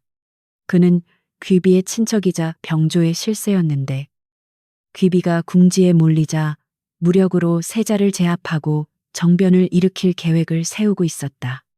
나는 이 사실을 알고 등골이 서늘해졌으나 동시에 이것이 귀비 일당을 일망타진할 수 있는 마지막 기회임을 직감했다. 나는 즉시 붓을 들어 영모의 징후를 알리는 익명의 투서를 작성하여 세자의 침전 문틈에 끼워 넣었다. 세자는 투서를 읽고 비밀 호위무사들을 소집하여 병조의 움직임을 감시하게 했고 권례에는 폭풍전야의 긴장감이 감돌기 시작했다. 박귀비는 자신의 계획이 새어나간 줄도 모르고 거사를 서두르며 파멸의 길로 걸어 들어갔고 나는 그 모든 과정을 차가운 눈으로 지켜보았다. 이제 저울의 추는 완전히 기울어졌고 사냥꾼과 사냥감의 위치가 뒤바뀌는 순간이 코앞으로 다가왔다. 나는 마지막 승부수를 띄우기 위해 구 영감에게 받았던 마지막 비기인 진실을 말하게 하는 향을 제조하기 시작했다. 이것은 사람의 이성을 마비시키고 무의식 속의 죄책감을 자극하여 자백하게 만드는 강력한 약물이었다. 다가오는 왕실의 대제레일. 온 조정 대신들과 왕실 가족이 모이는 그 자리에서 나는 이 향을 피워 귀비의 입으로 직접 자신의 죄를 토하게 만들 작정이었다. 그것은 목숨을 건 도박이었으나 성공한다면 조선 역사상 가장 통쾌한 복수극이 될 것이었다. 제레일이 다가올수록 나의 심장은 격렬하게 요동쳤으나 겉으로는 여전히 벙어리 흉내를 내며 묵묵히 제기지치를 닦았다. 그릇에 비친 내 얼굴은 숯검정으로 얼룩져 흉측했으나 눈빛만은 별처럼 빛나고 있었다. 나는 이제 더 이상 13살의 울보 세자빈이 아니었으며 권례의 모든 어둠을 걷어낼 빛의 심판자였다. 마침내 결전의 날이 밝아오고 나는 향로를 든 채 대전으로 향하는 행렬의 맨 끝에 섰다. 저 높은 단상 위에 앉아 있는 박귀비의 목은 빳빳하게 세워져 있었으나 오늘이 그녀가 고개를 드는 마지막 날이 될 것임을 그녀는 꿈에도 모르고 있었다. 나는 깊은 숨을 들이마시며 품속의 향가루를 만지작거렸다. 기다려라. 나의 원수들아. 지옥의 문이 너희를 향해 열리고 있다. 엄숙한 종묘 제례의 날. 궁궐은 긴장감으로 팽팽하게 당겨진 활시위와 같았고 수백 명의 문무백관이 도열한 가운데 황제와 세자가 제단으로 향했다. 나는 향로를 든 무수리의 차림으로 행렬의 가장 구석진 곳에 서서 바람에 흩날리는 깃발 사이로 박귀비의 화려한 저기를 노려보았다. 그녀는 마치 이 나라의 진정한 주인인 양거만하게 고개를 쳐들고 있었으나 그 눈 밑에는 감출 수 없는 불안의 그늘이 드리워져 있었다. 나는 떨리는 손을 진정시키며 향로 뚜껑을 열었고 구영감의 비법으로 제조한 진실의 향을 붉게 타오르는 숯 위에 조심스럽게 뿌렸다. 희뿌연 연기가 피어오르며 제단 주위로 퍼져나가자 특유의 알싸하고도 몽환적인 향취가 공기를 잠식하기 시작했다. 그 향은 일반인에게는 그저 짙은 향냄새로 느껴질 뿐이었으나 오랜 시간 독초를 다루거나 죄의식에 시달린 자에게는 뇌를 찌르는 환각제가 되었다. 박귀비는 헌작 술잔을 올림을 위해 제단 앞으로 나아가던 중 갑자기 비틀거렸고 허공을 향해 손을 휘젓으며 기괴한 신음을 내뱉었다. 오지 마라 저리 가란 말이다. 죽은 선왕이 왜 여기에 있는가. 그녀의 돌발 행동에 제례악이 뚝 끊겼고 엄숙했던 행사장은 순식간에 혼란의 도가니로 변했다. 대신들이 웅성거리고 호위무사들이 당황하여 어쩔 줄 모르는 사이 나는 향로를 바닥에 내동댕이 치고 군중을 해치며 제단 중앙으로 뛰쳐나갔다. 멈추시오. 그 술잔에는 독이 들어 있습니다. 나의 찢어질 듯한 외침이 정적을 깨뜨렸고 모든 시선이 숙검정치를 한천한 무수리에게 쏠렸다. 호위병들이 창을 겨누며 나를 제지하려 달려들었으나 나는 소매로 얼굴의 검댕을 거칠게 닦아내며 고개를 쳐들었다. 나는 죄인이 아닙니다. 나는 세자 저하의 정비이자 억울하게 죽은 민판서의 딸 민명아입니다. 나의 정체가 드러나자 장내는 찬물을 끼얹은 듯 얼어붙었고 세자는 믿을 수 없다는 표정으로 나를 응시하며 입술을 파르르 떨었다. 죽은 줄 알았던 패비가 그것도 가장 천한 모습으로 살아서 돌아왔다는 사실은 그들에게 망령이 되살아난 듯한 공포를 주었다. 박귀비는 나를 보고 귀신을 본 듯 뒷걸음질 치다가 이내 도끼 어린 눈을 부라리며 소리쳤다. 저 미친년이 제 발로 죽으러 왔구나. 당장 저것을 끌어내어 목을 베라. 하지만 그녀의 목소리는 예전처럼 위엄이 있지 않았고 약 기운에 취해 갈라지고 떨리고 있었다. 병사들이 주춤거리며 다가오자 세자가 천둥 같은 목소리로 멈추라. 내 허락 없이는 누구도 그녀에게 손댈 수 없다라고 호통을 쳤다. 세자는 제단 아래로 걸어 내려와 내 앞을 막아섰고 그의 넓은 등은 나를 보호하는 가장 거대한 성벽이 되어 주었다. 나는 그의 뒤에서 숨을 고르며 품속에 간직해온 영빈의 서신들과 아버지의 비밀 장부를 꺼내어 높이 쳐들었다. 여기 증거가 있습니다. 10년간 세자 저하를 병들게 하고 선왕마저 독살하여 정권을 장악하려 한박귀비와 그 일당의 추악한 음모가 이 안에 낱낱이 적혀 있습니다. 형조판서가 어디서 감히 조작된 문서를 들이미느냐며 나를 위협하려 했으나 나는 굴하지 않고 문서를 황제 앞에 던지듯 바쳤다. 이 문서에는 귀비가 북방의 상단과 결탁하여 맹독인 칠정산을 밀반입한 내역과 세자 저하의 탕약에 독을 섞은 날짜가 정확히 기록되어 있습니다. 나의 구체적인 증언에 박귀비의 얼굴은 사색이 되었고 그녀를 추종하던 대신들의 눈빛도 흔들리기 시작했다. 황제는 떨리는 손으로 문서를 집어들었고 그 내용을 읽어내려갈수록 얼굴이 불그락푸르락하며 분노로 일그러졌다. 거짓말이다. 저것은 나를 모함하려는 유물이다. 내가 세자를 얼마나 아끼는데 독을 쓴단 말이냐. 박귀비는 발악하며 제단 위에 놓인 술잔을 집어들어 마시려는 신예질했다. 이 술이 독주라면 내가 마시고 죽어 결백을 증명하겠다. 그녀는 내가 당황할 것이라 예상하고 승부수를 던진 것이었으나 나는 차가운 미소를 지으며 그녀의 앞을 가로막지 않았다. 마시십시오. 단, 그 술에는 즉효성이 아닌 서서히 뼈를 녹이는 칠정산이 들어있으니 마신 후 3일 밤낮을 피를 토하며 고통 속에 죽게 될 것입니다. 나의 담담한 경고에 박귀비의 손이 허공에서 멈췄고 술잔 속의 맑은 액체가 파문을 일으키며 흔들렸다. 나는 머리에서 은침을 뽑아들어 귀비의 손에 들린 술잔에 담갔다가 꺼내어 모두에게 보여주었다. 은침은 순식간에 검게 변해 있었고 끝부분에서는 치지직거리며 타들어가는 소리가 났다. 보십시오. 이것이 바로 증거입니다. 제사에 쓰일 신성한 제주 지조에 조차 독을 타서 오늘 이 자리에서 세자 저하를 완전히 끝장내려 했던 것입니다.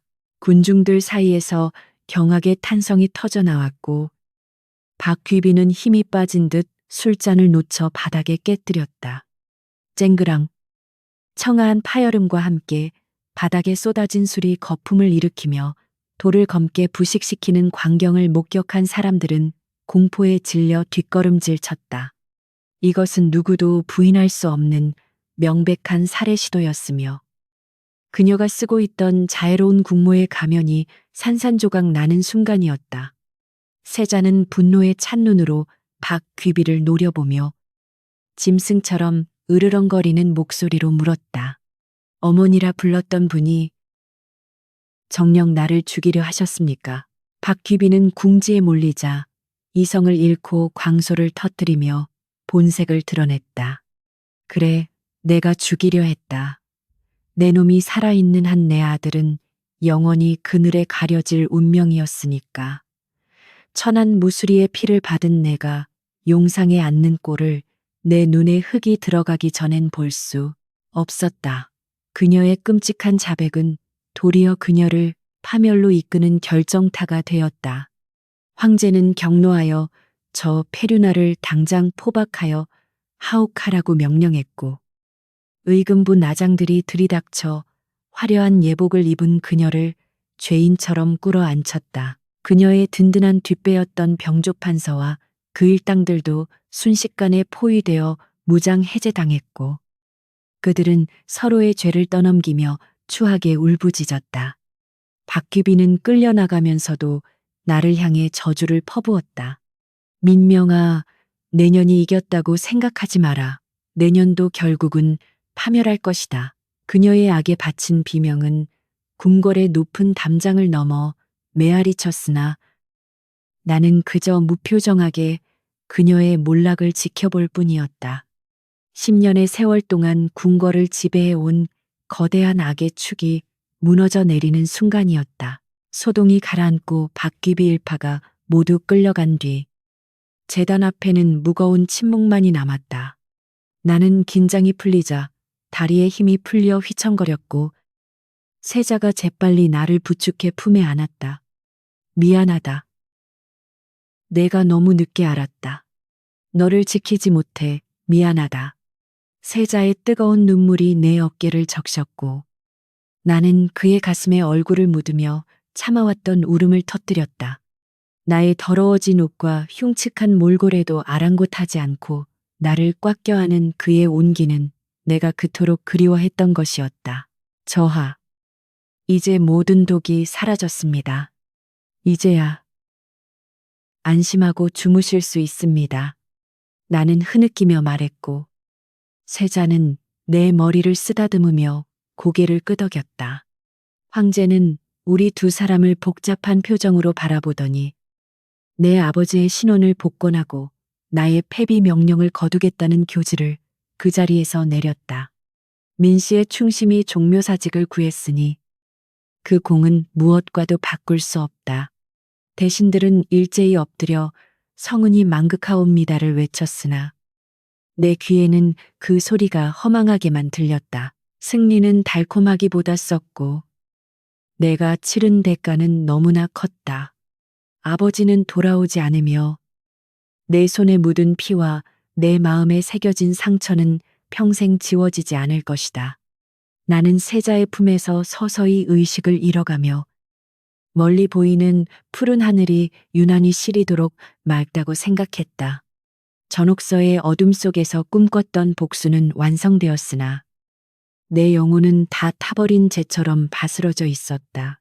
세자는 나를 안고 급히 어이를 불렀고 궁궐은 다시금 나를 살리기 위해 분주하게 움직이기 시작했다. 하지만 나는 알고 있었다. 칠정산의 독을 해독하기 위해 내 몸을 실험 대상으로 삼았던 지난 날들이 나의 수명을 갉아먹었다는 것을 구 영감이 남긴 마지막 경고가 귓가를 맴돌았다. 복수의 끝에는 빈 껍데기만 남을 것이다. 그래도 나는 후회하지 않았다. 적어도 내가 사랑하는 사람은 살아남았으니까. 의식이 흐려지는 와중에 나는 환영을 보았다. 아버지가 인자한 미소를 지으며 나에게 손짓하고 있었고 구영감이 곰방대를 물고 껄껄 웃고 있었다. 나는 그들을 향해 손을 뻗으려 했으나 세자가 내 손을 꽉 잡고 놓아주지 않았다. 안 된다. 명아, 나를 두고 가지 마라. 제발. 그의 애절한 목소리가 나를 이승의 끈에 붙들어 메었고 나는 다시 깊은 잠속으로 빠져들었다. 이것이 끝이 아니라 또 다른 고통의 시작임을 예감하면서 박귀비와 그 추종자들이 처형되던 날 도성의 하늘은 핏빛으로 붉게 물들었고 처형장의 칼춤은 조선 팔도를 뒤흔든 거대한 권력의 몰락을 알렸다. 백성들은 요녀가 죽었다며 환호했으나 나는 궐 깊숙한 곳에서 들려오는 북소리를 들으며 차가운 찻잔만을 만지작거렸다. 복수는 끝났고 나의 억울함은 풀렸으나 가슴 한구석에는 통쾌함 대신 텅 빈 공동콩동만이 남아 찬바람이 불었다. 아버지는 돌아오지 않았고 내가 겪은 지옥 같은 시간들은 내 영혼에 지워지지 않는 화상 자국을 남겨버렸기 때문이었다. 승리한 자는 말이 없어야 한다는 구영감의 가르침대로 나는 그들의 죽음을 조롱하지도 기뻐하지도 않은 채 묵묵히 침묵을 지켰다. 황제는 나의 공로를 치하하며 폐위된 세자빈의 지위를 복권하고 나아가 훗날 국무가 될 정식 왕세자빈으로서의 책봉식을 거행하겠다는 교지를 내렸다. 화려한 비단옷과 보석들이 내 앞에 산더미처럼 쌓였고 어제까지 나를 무술이라 부르며 멸시하던 궁인들이 머리를 조아리며 아첨을 떨었다. 하지만 나는 그 모든 부귀영화가 부질없는 신기루처럼 느껴졌고 화려한 예복을 입은 내 모습이 마치 관 속에 들어가는 시신처럼 낯설고 끔찍하게만 다가왔다. 나는 교지를 가져온 내관에게 지금 저에게 필요한 것은 비단이 아니라 세자 저하의 곁을 지킬 시간뿐입니다라고 정중히 그러나 단호하게 물렸다. 세자의 병세는 박귀비가 사라진 뒤에도 호전될 기미를 보이지 않았고 나는 불안한 마음에 어이들을 모두 물리치고 직접 그의 맥을 짚어보았다. 손끝에 전해지는 맥박은 미약하기 그지없었고 오장육부가 이미 도끼에 의해 회복 불가능할 정도로 손상되어 있음을 감지하고 나는 소리 없는 비명을 질렀다. 칠정사는 해독제가 없는 독이었고 내가 쓴 방법은 단지 독의 활동을 일시적으로 억제하여 생명을 연장한 것에 불과했다는 잔혹한 진실이 내 눈앞에 펼쳐졌다. 어의장은 엎드려 통곡하며 길어야 3년, 짧으면 1년이 옵니다. 저하의 심장은 이미 다 타버린 숲과 같습니다. 라고 고해 바쳤다. 나는 망연자실하여 바닥에 주저앉았고 내가 목숨 걸고 쟁취한 승리가 고작 시한부의 삶을 얻어낸 것에 불과하다는 사실에 하늘이 무너지는 듯한 절망을 느꼈다. 우리가 싸워 이긴 대가가 함께 늙어갈 미래가 아니라 정해진 이별을 기다리는 시간이라니. 운명은 끝까지 우리에게 잔인했다. 하지만 나는 울지 않았다. 눈물을 흘리기에는 남은 시간이 너무나 귀했고, 내가 무너지면 세자는 그나마 남은 삶의 의지조차 놓아버릴 것이 분명했기 때문이다. 나는 눈물을 삼키고 다시 일어나 탕약을 다리는 화로 앞에 앉아 부채질을 시작했다. 세자는 자신의 상태를 짐작하고 있었는지 내가 약사발을 들고 들어갔을 때 담담하고 평온한 미소로 나를 맞이했다. 명아, 너무 애쓰지 마라. 나는 이미 덤으로 사는 인생임을 안다. 그의 목소리는 힘이 없었으나 따뜻했고 그 따뜻함이 오히려 내 가슴을 후벼 팠다. 그는 내 손을 잡으며 간곡히 청했다. 빈의 자리를 거절하고 궐을 떠나거라. 너는 아직 젊고 아름다우니 나 같은 송장 곁에서 시들지 말고 밖으로 나가 자유롭게 살거라. 그것이 내가 너에게 줄 수 있는 마지막 사랑이다. 그는 자신이 죽은 뒤 내가 겪을 청산과부의 외로움과 궁궐의 굴레를 씌우고 싶지 않아 나를 밀어내려 하고 있었다. 나는 약사발을 탁자에 내려놓고 그의 야윈 뺨을 어루만지며 고개를 저었다. 제가 13살에 시집와서 겪은 산전수전은 모두 저하와 함께하기 위함이었습니다. 이제 와서 저더러 도망가라 하시는 겁니까? 나의 목소리는 떨렸지만 결의에 차 있었고 세자의 눈동자가 흔들렸다. 저는 빈의 자리도 국모의 자리도 원하지 않습니다. 그저 저와의 아내로서 마지막 순간까지 곁에서 숨쉬고 싶을 뿐입니다. 그것이 제게는 자유이고 행복입니다. 나의 고백의 세자는 더 이상 나를 밀어내지 못하고 나를 끌어당겨 품에 안고 오열했다. 우리는 서로의 체온을 나누며 남은 시간을 슬픔으로 허비하지 말고 가장 아름다운 기억으로 채우자고 약속했다. 나는 황제에게 간청하여 화려한 책봉식 대신 조용한 혼례를 다시 치르게 해달라고 청했고, 우리는 둘만의 조촐한 합한줄을 나누며 진짜 부부가 되었다. 조정 대신들은 병약한 세자를 대신할 후사를 빨리 보아야 한다며 다른 후궁을 들이라고 주청했으나 나는 제 목숨을 걸고 저하를 보필할 것이니 입을 다물라고 일갈하여 그들의 입을 막아버렸다. 나는 더 이상 숨죽여 우는 소녀가 아니었으며 내 남자를 지키기 위해서라면 황제와도 맞설 수 있는 강인한 여인이 되어 있었다. 세자와 나는 정물을 보는 시간을 줄이고 함께 후원을 거닐거나 시를 짓고 그림을 그리며 평범한 연인들처럼 하루하루를 보냈다. 세자는 때때로 피를 토하며 고통스러워했으나 그때마다 나는 그를 끌어안고 구영감에게 배운 침술로 통증을 덜어주며 밤을 지새웠다. 밤새 앓고 난 뒤 새벽녘에 잠든 그의 창백한 얼굴을 볼 때마다 내 심장은 지식여지는 듯했지만 나는 아침이면 언제나 환한 미소로 그를 깨웠다. 우리의 시간은 모래시계처럼 빠르게 흘러갔지만 그 밀도는 영원보다 깊고 진했다. 계절이 바뀌어 낙엽이 지고 첫눈이 내릴 무렵 세자의 기력은 눈에 띄게 쇠약해져 더 이상 거동조차 힘들어졌다.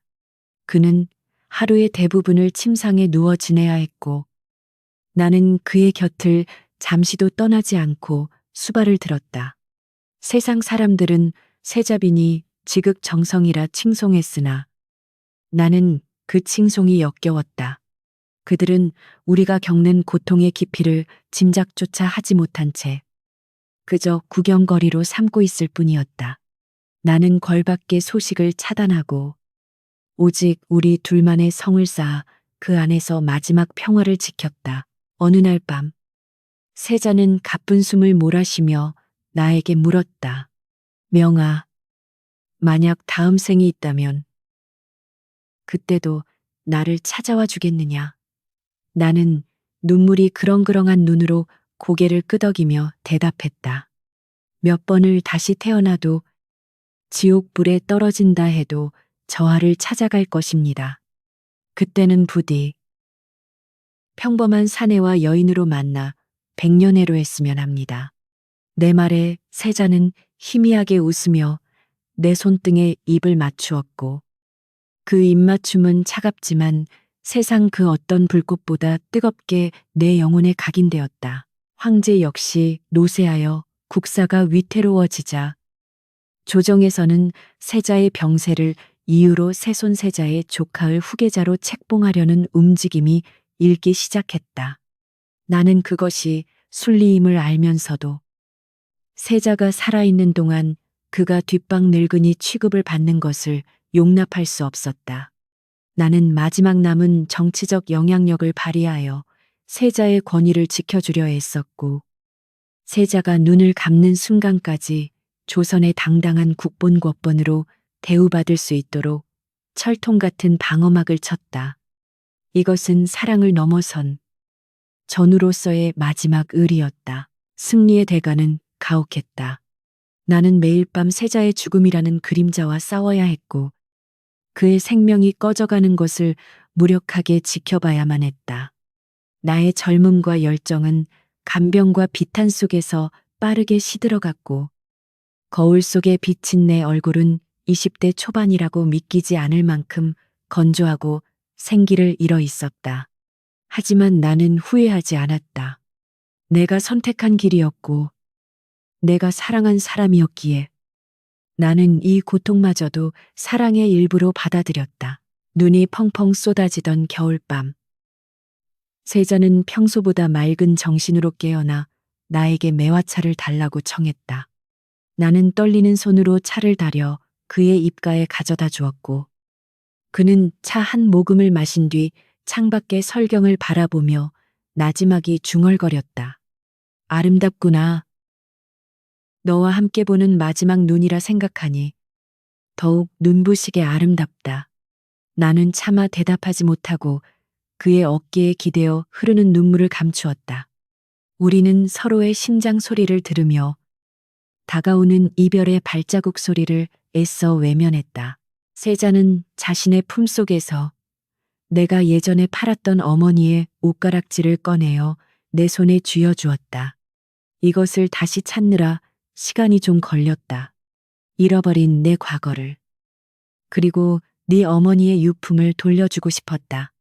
깨진 부분을 금으로 정교하게 떼운 가락지를 보며 나는 오열했고 그가 병상에 누워서도 나를 위해 무엇을 준비하고 있었는지 깨닫고 가슴이 미어졌다. 그는 나의 모든 상처를 보듬어주고 떠나려 하고 있었다.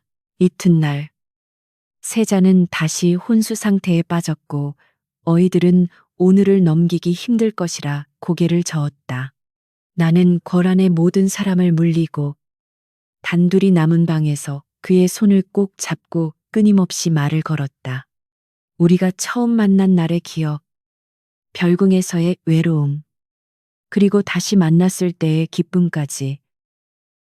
나의 목소리가 그가 가는 저승길의 등불이 되기를 바라며 승리의 깃발은 찢어졌고 왕좌는 비어 있었지만 그 순간만큼은 온 우주에 우리 둘만이 존재하는 것 같았다. 기다리세요. 그리 오래 걸리지 않을 것입니다. 제가 뒷정리를 마치고 곧 따라갈 테니 너무 멀리 가지 말고 기다리세요. 나는 그의 귓가에 속삭이며 마지막 약속을 건넸다. 이것은 삶을 포기하겠다는 뜻이 아니라 나의 남은 생은 오직 그를 추억하고 그리워하는데 바치겠다는 맹세였다. 승리의 대가로 나는 함께 늙어감을 잃었지만 대신 영원한 그리움을 얻었다. 그것이 내가 받아들여야 할 잔인하고도 아름다운 운명이었다. 세자가 마지막 숨을 거둔 새벽. 궐안의 모든 소음이 일순간 멈춘 듯 고요했다. 그는 고통 없이 잠든 듯 평온한 얼굴이었고 나는 그의 식어가는 손을 잡고 이제 아프지 않은 곳에서 편히 쉬세요라고 나직이 속삭였다. 통곡 소리가 대전을 뒤흔들고 내관들이 지붕 위로 올라가 상의복 샹위훅을 외쳤지만 나는 눈물 한 방울 흘리지 않은 채 묵묵히 그의 곁을 지켰다. 나의 슬픔은 소리내어 울부짖기에는 너무나 깊고 무거웠으며 그와 나눈 마지막 약속을 지키기 위해서는 무너지지 않아야 했기 때문이다. 3년상 산옌성을 치르는 동안 나는 죽은 사람처럼 지냈고 궁궐의 화려한 단청은 나에게 빛바랜 회색 감옥과 다를 바 없었다. 3년상이 끝나고 탈상퇴성을 하는 날 나는 황제를 찾아가 폐쇄자빈으로서 출궁추균을 허락해 달라고 청했다. 늙고 병든 황제는 네가 궐에 남아 세자의 명복을 빌며 여생을 보내는 것이 도리가 아니냐며 나를 만류했으나 나는 단호하게 고개를 저었다. 제 마음속의 빈궁은 이미 저하와 함께 죽었습니다. 이제 남은 생은 민명하라는 이름으로 저하께서 못다 베푸신 인술, 옌슈들 행하며 살고 싶습니다. 나의 굳은 의지에 황제는 결국 한숨을 내쉬며 허락했고 나에게 막대한 재물과 전답을 하사하려 했으나 나는 그마저도 정중히 거절했다. 내가 궐을 떠나던 날 가져간 짐이라고는 어머니의 금 떼운 옷가락지와 세자가 생전에 아끼던 동궁전뜰의 매화나무 가지 하나뿐이었다. 화려한 가마 대신 낡은 무명옷을 입고 걸어서 궐문을 나서자 등 뒤에서 육중한 문이 쿵 하고 닫히는 소리가 들렸다. 그 소리는 나의 지난 10년 피와 눈물로 얼룩졌던 13살 소녀의 전쟁이 완전히 끝났음을 알리는 마침표와 같았다.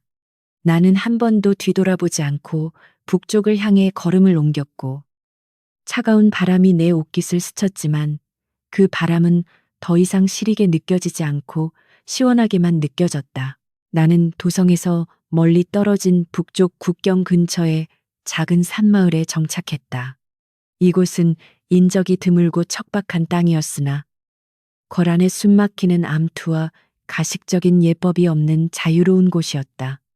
나는 낡은 초가집을 수리하여 작은 약방을 열었고 궁에서 가져온 재물은 없었으나 머릿속에 든 구 영감의 비기와 내 손끝에 익은 의술이 나의 유일한 자산이었다. 처음에는 낯선 외지인을 경계하던 마을 사람들도 내가 밤낮을 가리지 않고 병자를 돌보고 가난한 이들에게 약값을 받지 않자 마음을 열기 시작했다. 나는 마을 사람들 사이에서 이름 없는 민의원으로 불리며 아픈 아이들의 열을 내리고 노인들의 굽은 허리에 침을 놓았다. 과거 사람을 죽이는 독을 다루던 내 손은 이제 사람을 살리는 약초를 다듬는 데 쓰이고 있었고 흙투성이가 된 손톱 밑에는 도끼 대신 생명의 냄새가 배어들었다. 때때로 약초를 캐러 산에 오를 때면 구영감이 가르쳐준 독초들이 눈에 띄었으나 나는 그것들을 꺾지 않고 그저 지나치며 쓴웃음을 지을 뿐이었다. 독은 쓰는 사람의 마음에 따라 약이 되기도 하고 흉기가 되기도 한다는 그의 가르침을 이제야 온전히 이해할 수 있었다. 세월이 흘러 내 얼굴에도 옅은 주름이 잡히기 시작했지만 거울 속에 비친 내 모습은 화려한 비단옷을 입고 불안에 떨던 시절보다 훨씬 편안하고 아름다워 보였다. 마을 사람들은 내가 한양의 높은 벼슬아치 집안 출신일 것이라 짐작하면서도 나의 과거를 굳이 캐묻지 않았다. 나는 낮에는 환자들을 돌보고 밤에는 촛불 아래서 의서를 정리하며 내가 겪은 희귀한 병증과 처방들을 기록으로 남겼다. 이것은 후대에 전해져 또 다른 누군가의 생명을 구할 것이니 세자가 그토록 원했던 사람을 살리는 세상을 내 방식대로 만들어가고 있는 셈이었다. 어느 날 한양에서 온 보부상이 마을 주막에 들러 궁궐의 소식을 전해주었다. 새로운 황제가 등극하여 선정을 베풀고 있으며 죽은 의민세자 내 남편의 추존시효의 넋을 기리기 위해 구휼미를 풀었다는 이야기였다. 나는 국밥을 먹다 말고 그 이야기를 들으며 멍하니 허공을 응시했다. 의민세자. 그 낯선 이름이 내 가슴을 쿡 찔렀지만 이제는 피가 나지 않고 그저 아릿한 통증만이 느껴질 뿐이었다. 그분은 참으로 어진 분이셨지요. 나직하게 중얼거리는 내 말의 보부상은 안하기 궁중이를 어찌 아시오라며 웃어 넘겼고 나도 따라 웃으며 술잔을 기울였다. 내가 심어놓은 매화나무 묘목은 어느새 제법 굵은 가지를 뻗어 해마다 봄이면 하얀 꽃망울을 터뜨렸다. 매화꽃이 필 때면 나는 마루에 걸터 앉아 하루 종일 꽃을 바라보며 세자가 마지막으로 남겼던 말을 되새기곤 했다. 너와 함께 보는 눈이 아름답구나. 흩날리는 꽃잎은 마치 그날 내리던 눈송이 같았고 바람결에 실려오는 꽃향기는 그의 채취처럼 은은하게 내 코끝을 감싸고 돌았다. 나는 그가 바람이 되어 혹은 꽃이 되어 내 곁에 머물고 있음을 느꼈다. 가끔은 꿈속에서 13살의 그날 밤으로 돌아가곤 했다. 피를 토하며 나를 쫓아내던 세자. 서슬퍼런 눈빛의 박 귀비. 차가운 전옥서의 바닥. 하지만 꿈에서 깨어났을 때 식은땀을 흘리며 공포에 떠는 일은 더 이상 없었다. 나는 창문을 열어 맑은 새벽 공기를 들이마시며 다 지나간 일이다라고 스스로를 다독였다. 과거의 상처는 흉터로 남았지만 그 흉터는 내가 얼마나 치열하게 살았고 사랑했는지를 증명하는 훈장이 되어 나를 더욱 단단하게 만들었다. 약방문을 두드리는 소리에 나가보니 이웃집 아이가 배가 아프다며 울고 있었다. 나는 아이의 손을 잡고 맥을 짚으며 걱정 마라. 금방 낫게 해주마라고 따뜻하게 웃어주었다. 아이의 눈동자에서 나는 어릴 적 세자의 겁먹은 눈빛을 보았고 내가 아이를 치료해 주는 것이 곧 과거의 그를 위로하는 것임을 깨달았다. 삶은 그렇게 돌고 돌아 상처 입은 자가 치유자가 되고 죽음은 또 다른 생명으로 이어지고 있었다. 어느 늦은 봄날 나는 매화나무 아래에 돗자리를 깔고 누워 낮잠을 청했다. 따스한 햇살이 내 얼굴 위로 쏟아졌고 나비 한 마리가 내 어깨에 사뿐히 내려앉았다. 꿈속에서 나는 다시 고운 비단옷을 입은 13살 소녀가 되어 있었고 저만치 매화나무 아래에 건강한 모습의 세자가 환하게 웃으며 서 있었다. 그가 손을 내밀며 오래 기다렸느냐 라고 묻자 나는 쑥스러운 듯 웃으며 그에게 달려가 안겼다. 그 품은 여전히 따뜻했고 우리는 아무런 근심 걱정 없이 해르르 웃으며 꽃비 내리는 궁궐들을 뛰어다녔다. 잠에서 깨어났을 때 내 볼에는 한 줄기 눈물이 흘러내리고 있었지만 입가에는 미소가 걸려 있었다. 그것은 슬픔의 눈물이 아니라 사무치는 그리움과 안도감이 뒤섞인 정화증과의 눈물이었다. 나는 자리에서 일어나 옷매무새를 다듬고 동쪽 하늘을 향해 깊이 허리 숙여 절을 올렸다. 저하, 저는 이곳에서 잘 지내고 있습니다. 부디 그곳에서도 평안하소서. 먼 훗날 우리가 다시 만나는 날, 그때는 못다한 이야기를 밤새 나누어요. 바람이 불어와 매화 꽃잎을 공중에 흩날렸고 꽃잎들은 춤을 추듯 하늘 높이 날아올라 남쪽으로 한양 쪽으로 날아갔다. 나는 그 꽃잎들을 눈으로 댔으며 이제는 정말로 그를 보내줄 수 있을 것 같다는 생각이 들었다.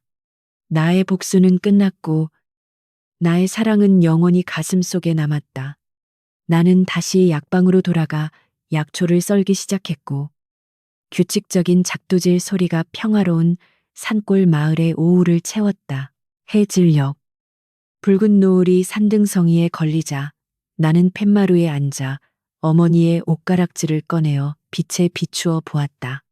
금으로 떼운 자국이 노을빛을 받아 반짝였는데 그 모습이 마치 깨진 인생을 기어이 이어붙여 살아낸 나의 삶과 닮아 있었다. 살아있으니 참으로 좋구나. 나는 혼잣말을 하며 가락지를 다시 품에 넣었다.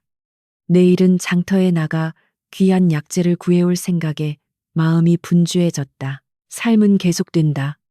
비록 사랑하는 이는 곁에 없지만 내가 숨쉬는 모든 순간에 그가 함께하고 있음을 알기에 나는 외롭지 않다. 나는 13살에 시집와서 쫓겨났던 패비가 아니라 스스로의 운명을 개척하고 생명을 살리는 의원 민명아로서 남은 생을 당당하게 살아갈 것이다.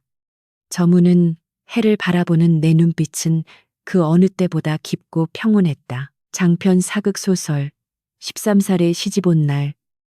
신랑은 나를 쫓아내고 피를 토했다. 가 대단원의 막을 내렸습니다. 주인공 민명아가 겪은 비극과 처절한 복수. 그리고 끝내 찾아낸 평온한 삶의 여정을 함께 해주셔서 감사합니다. 비록 역사의 기록에는 남지 않았을지라도 그녀의 치열했던 삶과 사랑은 독자 여러분의 마음속에 매와 향기처럼 은은하게 남기를 바랍니다. 이제 펜을 놓고 민명아가 있는 그 평화로운 산골 마을을 상상하며 작별을 고합니다. 감사합니다.